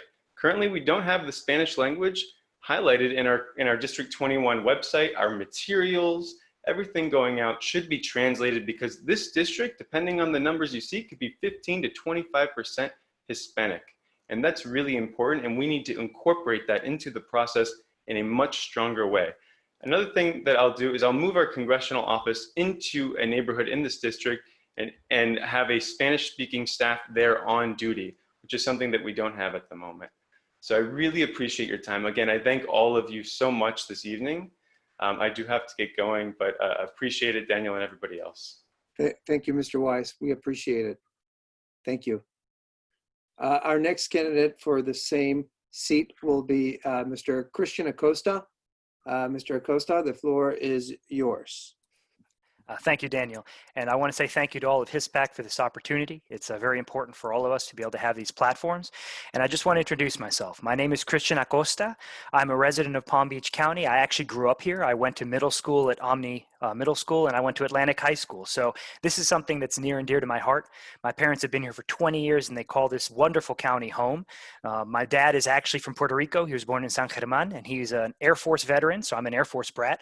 Did that for 25 years. He was a major. And my mother's from Argentina, from Buenos Aires, and she is a small business owner. She's been owning businesses in this district for the last almost 20 years. She owns some tutoring businesses. So this county is my home. I've brought my wife, Rachel, and my young daughter, she's 7 months old, her name's Violet, here. We live in Boynton Beach. And the reason I'm running is because this district is special to me, and because I believe I have a story, a family story, that is something we need to make sure everybody has access to. I actually studied at the University of Florida. I'm a nuclear engineer. I have a master's in nuclear engineering, and I worked as a nuclear engineer for 12 years. And now I'm a professor at Palm Beach State College. I teach energy. I teach clean energy, electricity engineering to students. We give them good certifications. They get good paying jobs. That type of story, where a Hispanic background individual, where a family comes here and is able to use education to really get ahead, and now, imagine run for U.S. Congress. That's the American story, and that's what everybody needs to have access to. The main problem I have, and the reason I'm running, is because I don't see our representative currently delivering benefits to this county. I see a lot of national politics. I see a lot of left versus right politics. I don't see being able to point to some building or some park or some policy and saying, we did that, I led that effort. And that is what we deserve. Our district is too diverse and too amazing to not be in the newspapers all the time. The only time we're talked about on national radio or TV is when we screw up a recount in an election. And that's not good enough. We need to make sure that we have better focus on the economy. We need to have tax breaks specifically aimed at small businesses. A lot of our businesses start in small strip malls, small segments there. A lot of our churches start there. Hispanics come here to be entrepreneurs. We come here to be our own boss. That's the step, but we need focus on lower taxes, not higher taxes. I want to see a focus specifically on education. I believe in vocational training. I believe more science and technology needs to be taught. I want to see our high schools offer pathways to getting credits towards a Florida state certification for jobs, and I can help from the federal level to make that happen. I think we need to have more focus on two-year institutions, because a lot of our students start their career through a community college system. We talk about student loan debt a lot. One of the ways to help lower student loans is to make community college even stronger. And that's something that everybody can achieve, everybody can aim for, and that we should be getting support from federal level. I'm going to work on all of those policies because I think that's the type of thing that South Florida really needs to get ahead, and that's really what drives me. But thank you very much for the time. My name is Christian Acosta, and my website is voteacosta.com. Thank you, Mr. Acosta. And I have a question for you that I asked other candidates, and that is, what is your pledge to the voters of your district if you're elected to the U.S. Congress, and what kind of policy do you intend to implement that will either benefit or provide equal footing to the growing Hispanic community in Palm Beach County? And I'm going to ask you to hopefully stay within 30 seconds. Sure, no problem. Well, I am part of the Hispanic community here. It's near and dear to my heart for obvious reasons, but my number one pledge is this. You will always be able to come to me and ask me for help. I'm going to have an office right here in Boynton Beach, which is not something we've had ever.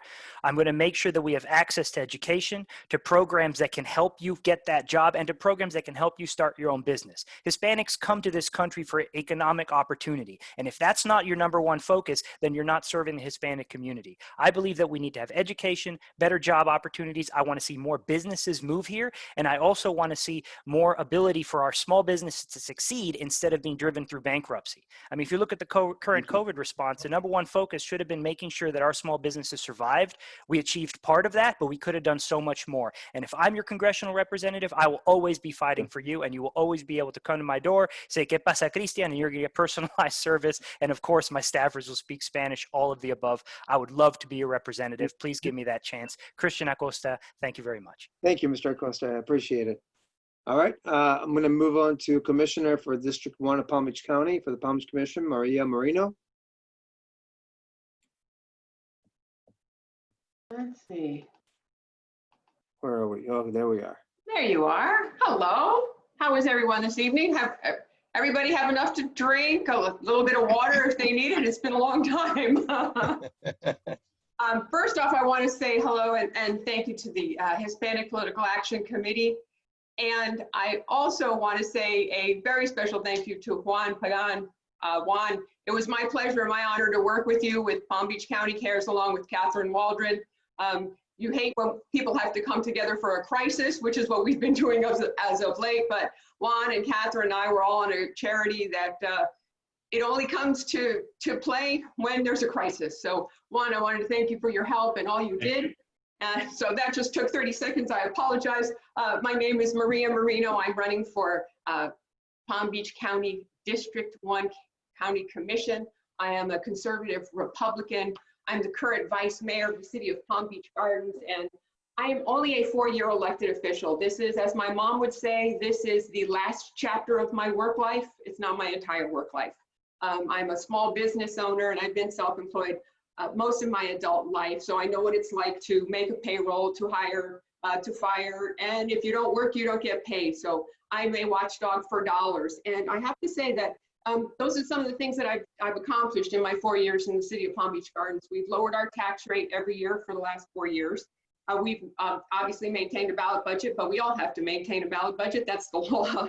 I do promote open and transparent government. Sad that we have to say we promote that. We should just be doing that, and that's what I do. We've increased the number of first responders and police in our city.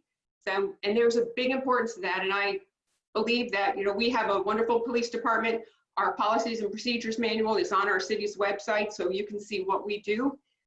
We've also done things, and we preserved 2,400 acres of land that a developer gave to us. They are going to restore it and connect 100,000 acres of wetlands, and waterways, which would be wonderful at no cost to taxpayers. We've also put conservancy before dollars, where we sold a piece of property that was excess land for the city of Palm Beach Gardens. We sold it to Seacoast Utilities, so they'd have a place to build wells for 50 years. Now, as I said, I've only been an elected official for 4 years, but being a business owner and being a leader in the community, it's been a wonderful thing. I get up every morning and I really just love what I do. And I'm running because I was asked to run by both sides of the aisle. I've been endorsed by both sides of the aisle. My endorsement list is really long. There's over 10 mayors on it, a lot of elected officials, the Economic Council, Palm Beach North Chamber, North PAC, the Police Benevolent Association, the Broward, Palm Beach, and St. Lucie Realtors Association, BizPAC, Chamber of Commerce, Leadership Political Action Committee, and the list goes on and on. Whoops, I'm sorry. So we're up on time, but I want to ask you the question. You may include, something else in your response, but I just want to know what do you pledge to the voters of Palm Beach County if you are elected to the seat that you're running for in Commission 1 for Palm Beach County, and what type of policies would you be inclined to raise for the Hispanic businesses that live within your district? I think the most important thing we can do is invest in economic development. That means job growth. That means investing here in our community, housing programs, because if you have a job, you need to have a place to live. You need to be able to have, a roof over your head and food on the table. So my policy would always be just to see what I can do to partner with the business community so that we have jobs. And if we have a good partnership with the business community, our taxpayers, our residents will be paying less in taxes. So, a balanced budget, lower taxes, and economic growth. Thank you very much. Thank you. You were right in 30 seconds.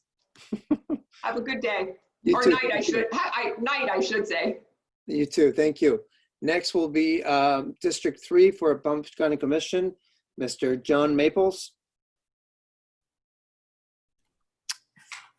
Hey, Daniel. Hey, John. How are you? HISPAC. Thank you. I'm doing well. All right. Thank you.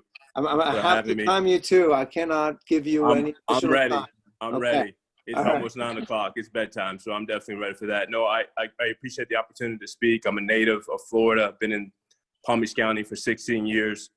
Went to Palm Beach Athletic, met my wife there, and All-American basketball player, and I work in finance. So my background is in financial planning, looking at budgets, analyzing budgets, figuring out how we can be more efficient, and being a leader and driving that efficiency to create opportunities within Palm Beach County. My focus as a leader is going through and finding ways to create more jobs for small businesses. Like many of the folks on this call, I'm also a small business owner, and I hire and fire my staff and work in finance. And so bringing that special gift of looking at budgets and analyzing budgets and creating opportunities for small businesses to be successful in this community is what my focus will be, leading into affordable housing. And then from there, which is really important to me as well, is mental health, behavioral health. And those are some of the things that I plan to bring to the commission. But one namely being my experience as a financial advisor. I think that's going to go a long way. Great. Sorry, I'm not a politician. I'm not very winded. I'm a business guy. It's right down to the middle, and that's what it is. Sorry. Thank you, John.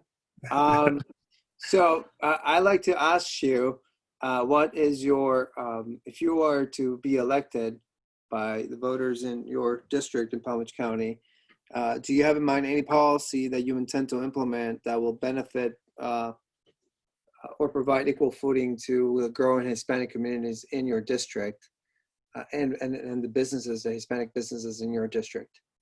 Yeah, absolutely. My main focus will be to analyze the budget and figure out ways to create more opportunities for businesses to be successful, to come to Palm Beach County, for small businesses to have the opportunity to thrive and take care of their families. And I'm a Republican, but I'm also very responsible physically. And I believe that having affordable housing for people who work hard, want to take care of their families, I think everybody wants the same thing, to take care of their families and to have an opportunity to do that. So those are the things that I'll be focused on. Thank you. Thank you, Mr. Maples. Thanks. Thank you. Have a great night. You too. We have to move on. Our next is Mr. David Shiner, running for District 5 of the Commission of Palm Beach County. Mr. Shiner. Hopefully he's still here. No, let's proceed. Okay. I'm going to move on to the State Senate District 29. That will be Mr. Brian Norton. Yes, hello. Hey. All right. Thank you, sir. Hey, Daniel. Thank you. I just want to say thank you to HISPAC for giving me the opportunity to speak here tonight. My name is Brian Norton, and I'm running to the next state senator here in District 29. Like many of our viewers out there, I'm not a politician. I'm a husband. I'm a father of 3 children. I'm a small business owner, and I'm running for them, and I'm running for you and your children and your grandchildren. I'm running because I believe that our district deserves better. We deserve to have a state senator who can get real results for our community. And I'm not talking about the results of put legislation forward that just dies in committee, or the results of just saying, hey, I fought for this and I fought for you here, but not really bringing anything back. I'm talking about results of fixing our traffic problems, fixing our schools, addressing the pandemic, and really getting tangible results that we all need, because South Florida has a very vibrant and diverse community, and we need the infrastructure to support that. Now, we're facing unprecedented challenges here in 2020, from the pandemic, school reopenings, public safety, and many more. And we need to have leadership that can actually get the job done and that can move us forward. I'm running because I want to help our community. I care about what happens in our community, and I care about our community more than I care about party politics. I'm running because I want to make sure that our community is getting what it needs to tackle this pandemic. We are in a hot spot down here in South Florida, and right now we are playing very passive aggressively, and as you can tell, we are not moving forward. We are standing still like it's a hurricane, and we need leadership that can take us forward through this pandemic rather than just waiting for it to pass us by. So I'm running to help everyone within our community. I don't care if you're a Democrat, an MPA, or a Republican. I want to work with you because I believe that our community can be better and should be better. I believe that our schools, should have what they need so they can reopen safely. I believe that our hospitals and our medical workers should have what they need to continue to help combat this virus, and also helping our small businesses, helping our employees. I've been a small business owner. I know what it's like to make payroll. Right? I'm married to an ER physician. I understand what's going on in this pandemic and how it's affecting our healthcare workers.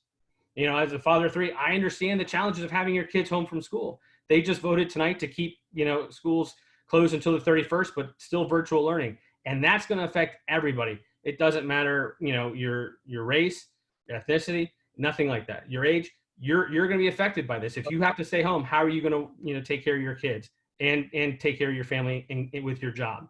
Right. So we need to be addressing these issues proactively, not passively.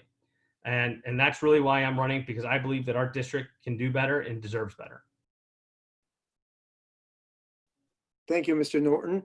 And I have to ask you the same questions I do with all the folks running for office.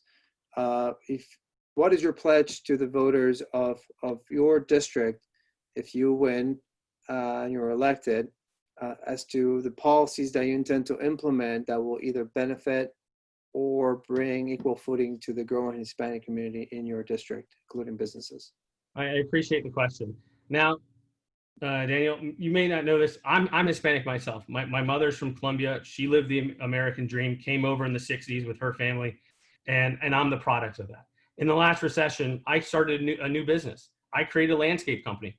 Over 8 years that I had it, I grew it to over 30 employees, and a majority of my employees were Hispanic. And creating opportunity is the #1 way that we can help the Hispanic community. It's going out there, making sure that the schools in the Hispanic community have the same resources as the schools that are not in the Hispanic community, making sure that they have access to affordable quality healthcare, and making sure that our businesses can reopen safely and stay open safely so they can go back to work. And same thing with our schools, so their kids can go back to school so they can continue to live the American dream. Thank you, Mr. Marcus. Thank you. I have Karen Marcus here as well, and she's running for commissioner on District 1, Palm Beach County Commission. Ms. Marcus, are you there? I'm here. Perfect. Thank you. I was thinking maybe you were saving the best for last. I wasn't sure. No, it's all good. It's fine. I apologize. I apologize, but let me hear from you. Thank you. Sure. Hi. Yes, I'm Karen Marcus. I'm a native Floridian born in Key West, grew up in Palm Beach County since I was 5. I'm married, I have 3 daughters, and I have 8 grandkids. I was on the commission for 28 years. I retired. I serve on many boards when I retired, Maltz Theater, Loggerhead, Abacoa, Roger Dean, many boards. And I also started my own nonprofit called Sustainable Palm Beach County, where we were involved in public policy, working on water issues and other issues that are important to the future of Palm Beach County. I am running. I was approached by many residents that after the time off that I had taken, that there was a need for my experience and understanding how the county works. And especially now in these times that we're going through, I don't need any on-job education. I can get started and get to work right away. Great. And I know your one question. Thank you. You know my one question, so you can give me the answer because you were Yes. actually pretty quick too. Yes. Well, I have a long platform, but I know it's really late, and I'm sure that people are getting ready to sign off. So, and some of my priorities, by the way, before I get to your one question, which will be a short answer, will be to get us out of this COVID, both safely and economically, and then look towards what our needs are in the future for the county. To your point, I think that one of the things that we can do is put many small businesses, Hispanic businesses on some of the boards that we have to give us the input on how it would make it better and easier to access. I know it's difficult when you're a small business, whether you're Hispanic or any, to get banking and financial loans sometimes to get started, and especially to do work in government like the county. So I would really want to have that type of participation on some of the boards, and I would have an open door policy and would seek the input of your group to help guide us to make sure that we do represent everybody. Thank you very much. You're welcome. Thank you. Next, I have State House District 86, Susan Kuftakis. Is that correctly pronounced? I can't hear you. Yeah, got it. All right. Hi. Yeah, Kuftakis. Yes. Hello, everyone. I'm Susan Kuftakis Rivera, and I'm running for Florida State House District 86. You could say that I'm going to be the up-and-coming Latina shaking up that scene. But first off, let me tell you a little bit about myself. I'm a proud Puerto Rican Greek living in Wellington, and I practice immigration defense law in West Palm Beach. And I have lived in Florida for about almost 6 years. And I'm being someone who's actually lived in all throughout the Midwest. I'm very happy in Florida, and I'm glad to call it home. And because Florida is my home, I have grown increasingly concerned about the lack of progress and the lack of adequate representation in our state, which prompted me to start asking questions. And when I realized that things were declining and little progress was being made, especially due to bipartisan divides, I was like, well, where is this neutral person that can go in there, push past divides, and actually deliver results, because they want to be there, present, representing those people within community and state. And not finding that is what prompted me to run, because I feel I'm a very passionate person. I have always been a community advocate. When not doing this for a living for immigrants, I'm very much involved with the Junior League. I started in Oklahoma and then Fort Lauderdale, and now in Palm Beach. And I've worked on a lot of community projects through that. And I'm that type of person where I will work relentlessly. I'll pull out whatever all-nighters I have to do to ensure that every voice in our community is being listened to. And I myself, as a representative, will also be that person to advocate and represent community and state in Tallahassee. And I think that steadfast determination and passion for my community are definitely things that make me a great candidate for this position. I'm sorry, what was that? No, you're good. Okay, You're okay, doing sorry. good. You still have 20 seconds. 20 seconds. So my biggest platforms are in education, criminal justice reform, healthcare reform, the environment, because I'm looking to work on everything across the map, especially these biggest issues we have with healthcare and policing and education. They're all intertwined.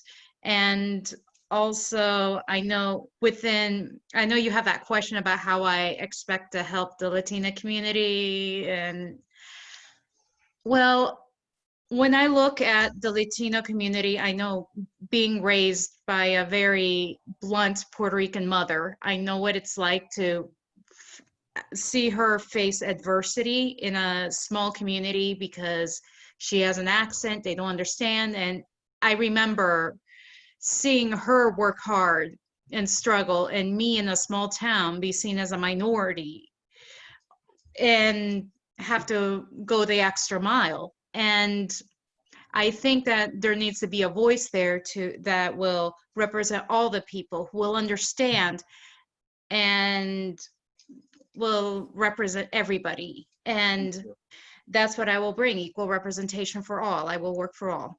Thank you very much. Thank you. Next, I have House District 87 for the Florida House of Representatives, Mr. Herbert Sennett. Is that correct, the way I stated your last name, sir? Yes, sir. Thank you. Herb Sennett. I have two major priorities and one overarching priority that I'd like to talk about. First of all is I spent 40 years in education. I spent 5 years of my life as a high school teacher. Seemed like 10, but that's okay. I then moved into teaching in college and spent 35 years, all of which was right here in Palm Beach County. I am a transplant, but I feel like I'm right at home and I'm going nowhere. I live in the district, which is District 87, was once 89, but anyway, I've been living here for 35 years. I know this area and I'm committed to it 100%. I own my, I have paid off my house. So I got a lot at stake with this particular area.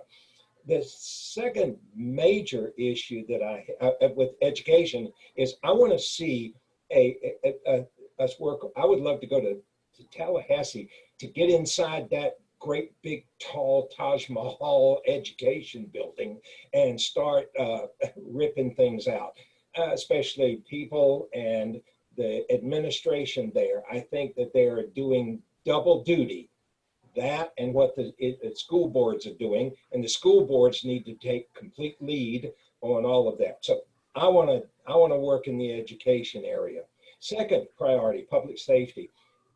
I don't know about any of the rest of you, but watching television over the past couple of months, I'm not happy. I'm not happy at all. I'm watching my country just deteriorate all around me. And my God, that has got to stop. I have a strong military background. I spent 30 years as a Army reservist and retired.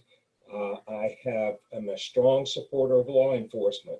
The third priority, which I think is overarching, is the quality of life in Palm Beach County. I've watched things deteriorate all around me, especially in this district.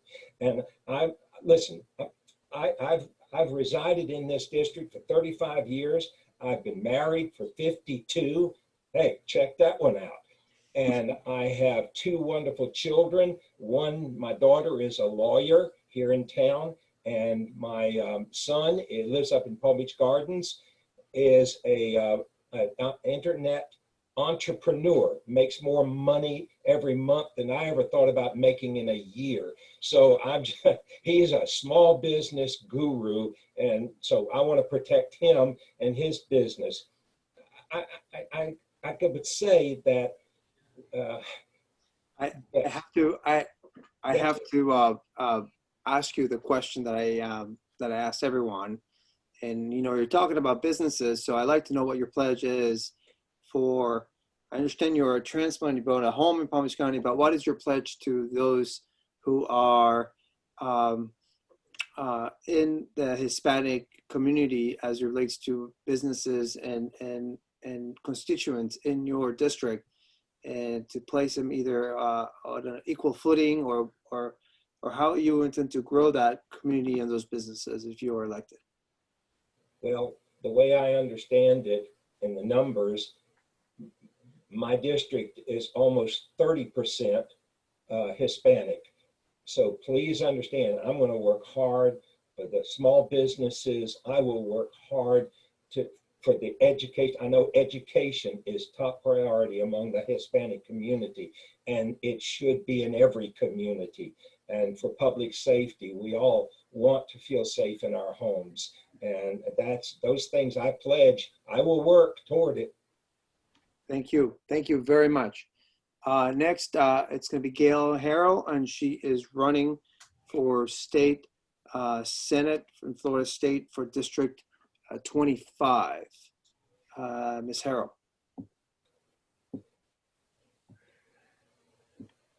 I think you're on mute. You're on mute. Microphone. It's on red.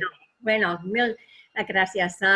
Buenas noches. Antes de empezar, yo quisiera darles mil gracias por organizar esta entrevista y la oportunidad de hablar con ustedes. Y aprecio muchísimo lo que hacen para nuestra comunidad. I'm Gail Harrell. I'm Senator from District 25, and I'm running for re-election. I've spent the last 2 years in the Florida Senate and served as chair of the Healthcare Committee, as well as vice chair of the Health and Human Services Appropriations Committee. I also serve on the Criminal Justice Appropriations Committee and several others. I spent 16 years in the Florida House, 2 different stints from 2010 to 2018, and previously from 2000 to 2008. And I am running really to continue the hard work that we have done in improving education, and especially for our Hispanic students. I am so concerned with COVID and what is happening with distance learning, especially our children who need ESOL education are getting so left behind. This is one of my missions. I've been very involved in making sure that we have upgraded and improved our educational system. I work very closely with Indiantown and the wonderful things we've accomplished out there. As chairman of the Healthcare Committee, I've really been very proactive and very busy with what we're addressing with the COVID epidemic. This has been devastating to the state of Florida and to the economy. And I will continue to work hard to really make sure that we are putting our resources into continuing to reconstruct our economy, and especially those businesses, those Hispanic businesses. It's very important. A little background, I started my career as a teacher in Latin American history and Spanish, and then wound up spending 30 years in healthcare. My husband was an OBGYN. We opened a practice in Stewart in 1971. I am a very long-term resident of District 25, almost 50 years, and really know our community very well. I represent a small part of Palm Beach County, including Pahokee, going out west to the Glades. And that's why I'm so concerned about education for our Hispanic students and our minority students. We have to make sure that they get what they need. I'm happy to work with the Hispanic community. We've had 10 foreign exchange students from various countries. My kids have all been exchange students, and I am there to work with you and help you achieve everything for that American dream that we all share. And thank you very much.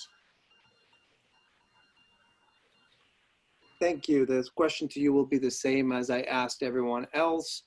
As it relates to your pledge to the voters in your district, as it pertains to policies that you intend to implement if you are reelected to benefit or provide equal footing to Hispanics. I mean, you are in the Senate now, so the question would be, what is it that you can tell us that you either have done or that you're considering to implementing, and you can do that in 30 seconds, that would be fantastic.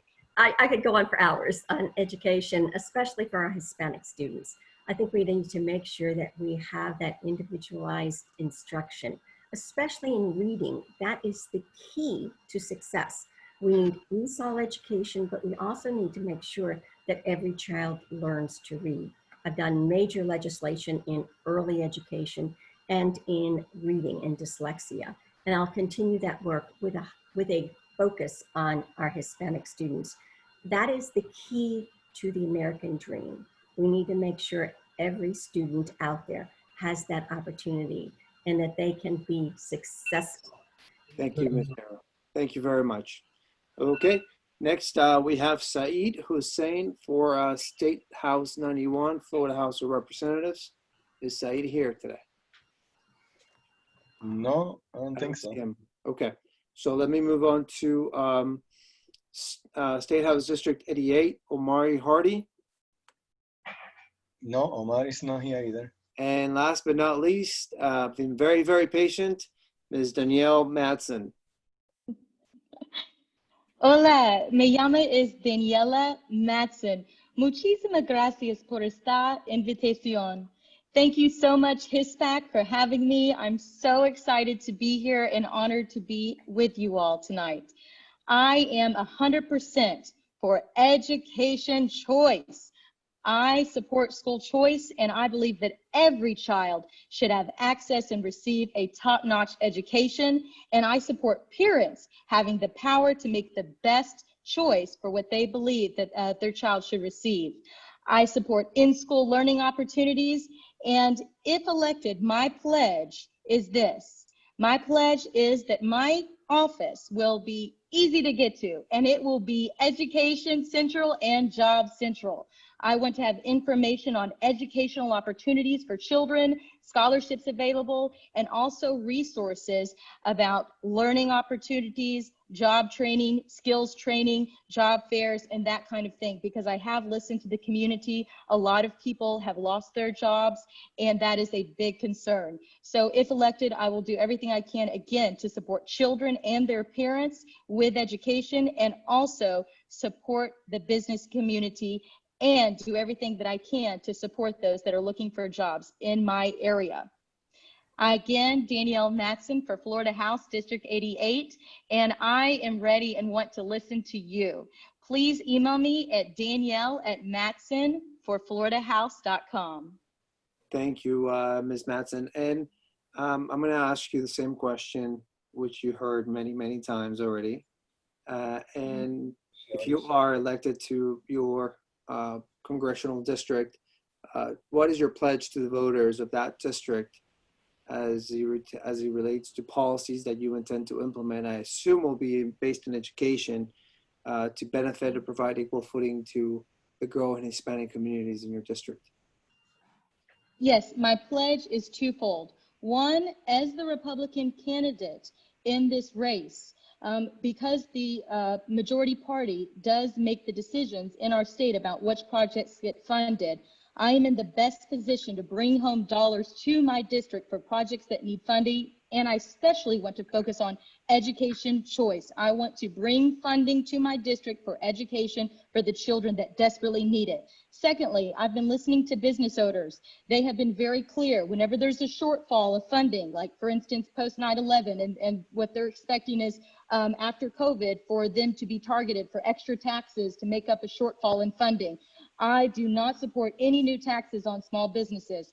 The business owners that have spoken with me have said, leave us alone, let us thrive. And so I do support business owners, especially small business owners, and I want to support the children and parents of District 88. I hear you, I want to listen to you, and again, please email me at danielle@madsen4floridahouse.com. I'm here for you, and I want to listen. Thank you so much, Danielle Madsen for District 88, Florida House. Thank you very much. I want to thank Juan Pagan, Santos Arroyo. I want to thank Sam Ruman, Jose Luis Rivera, and I want to thank all of you for attending tonight to spend the last almost, well, 3 hours together doing this very informative forum, which only is here to help your constituents learn a little bit in a very small amount of time about who it is that is running for office. I invite you to provide us with your additional information, and if you wish to participate in candidate screening so that we can learn a little more about your policies in a period of time that it's more than 3 minutes, then we will do so as well. HISPAC is going to be doing and conducting some candidate screenings for the different folks running for office throughout Florida. We've done it for Central Florida. We're doing it for obviously Palm Beach County and for Broward County as well. So I thank you very much for your patience and for all the information that you provided to us today. Thank you very much, everyone. Good night, everybody. Appreciate it. Good night. Thank you so much. Please be safe Thank out you there. so love you, much. HISPAC. Gracias, buenas noches. Muchas gracias. Nos vemos. Tenga buena noche. Gracias. Chao. Hasta luego. Gracias.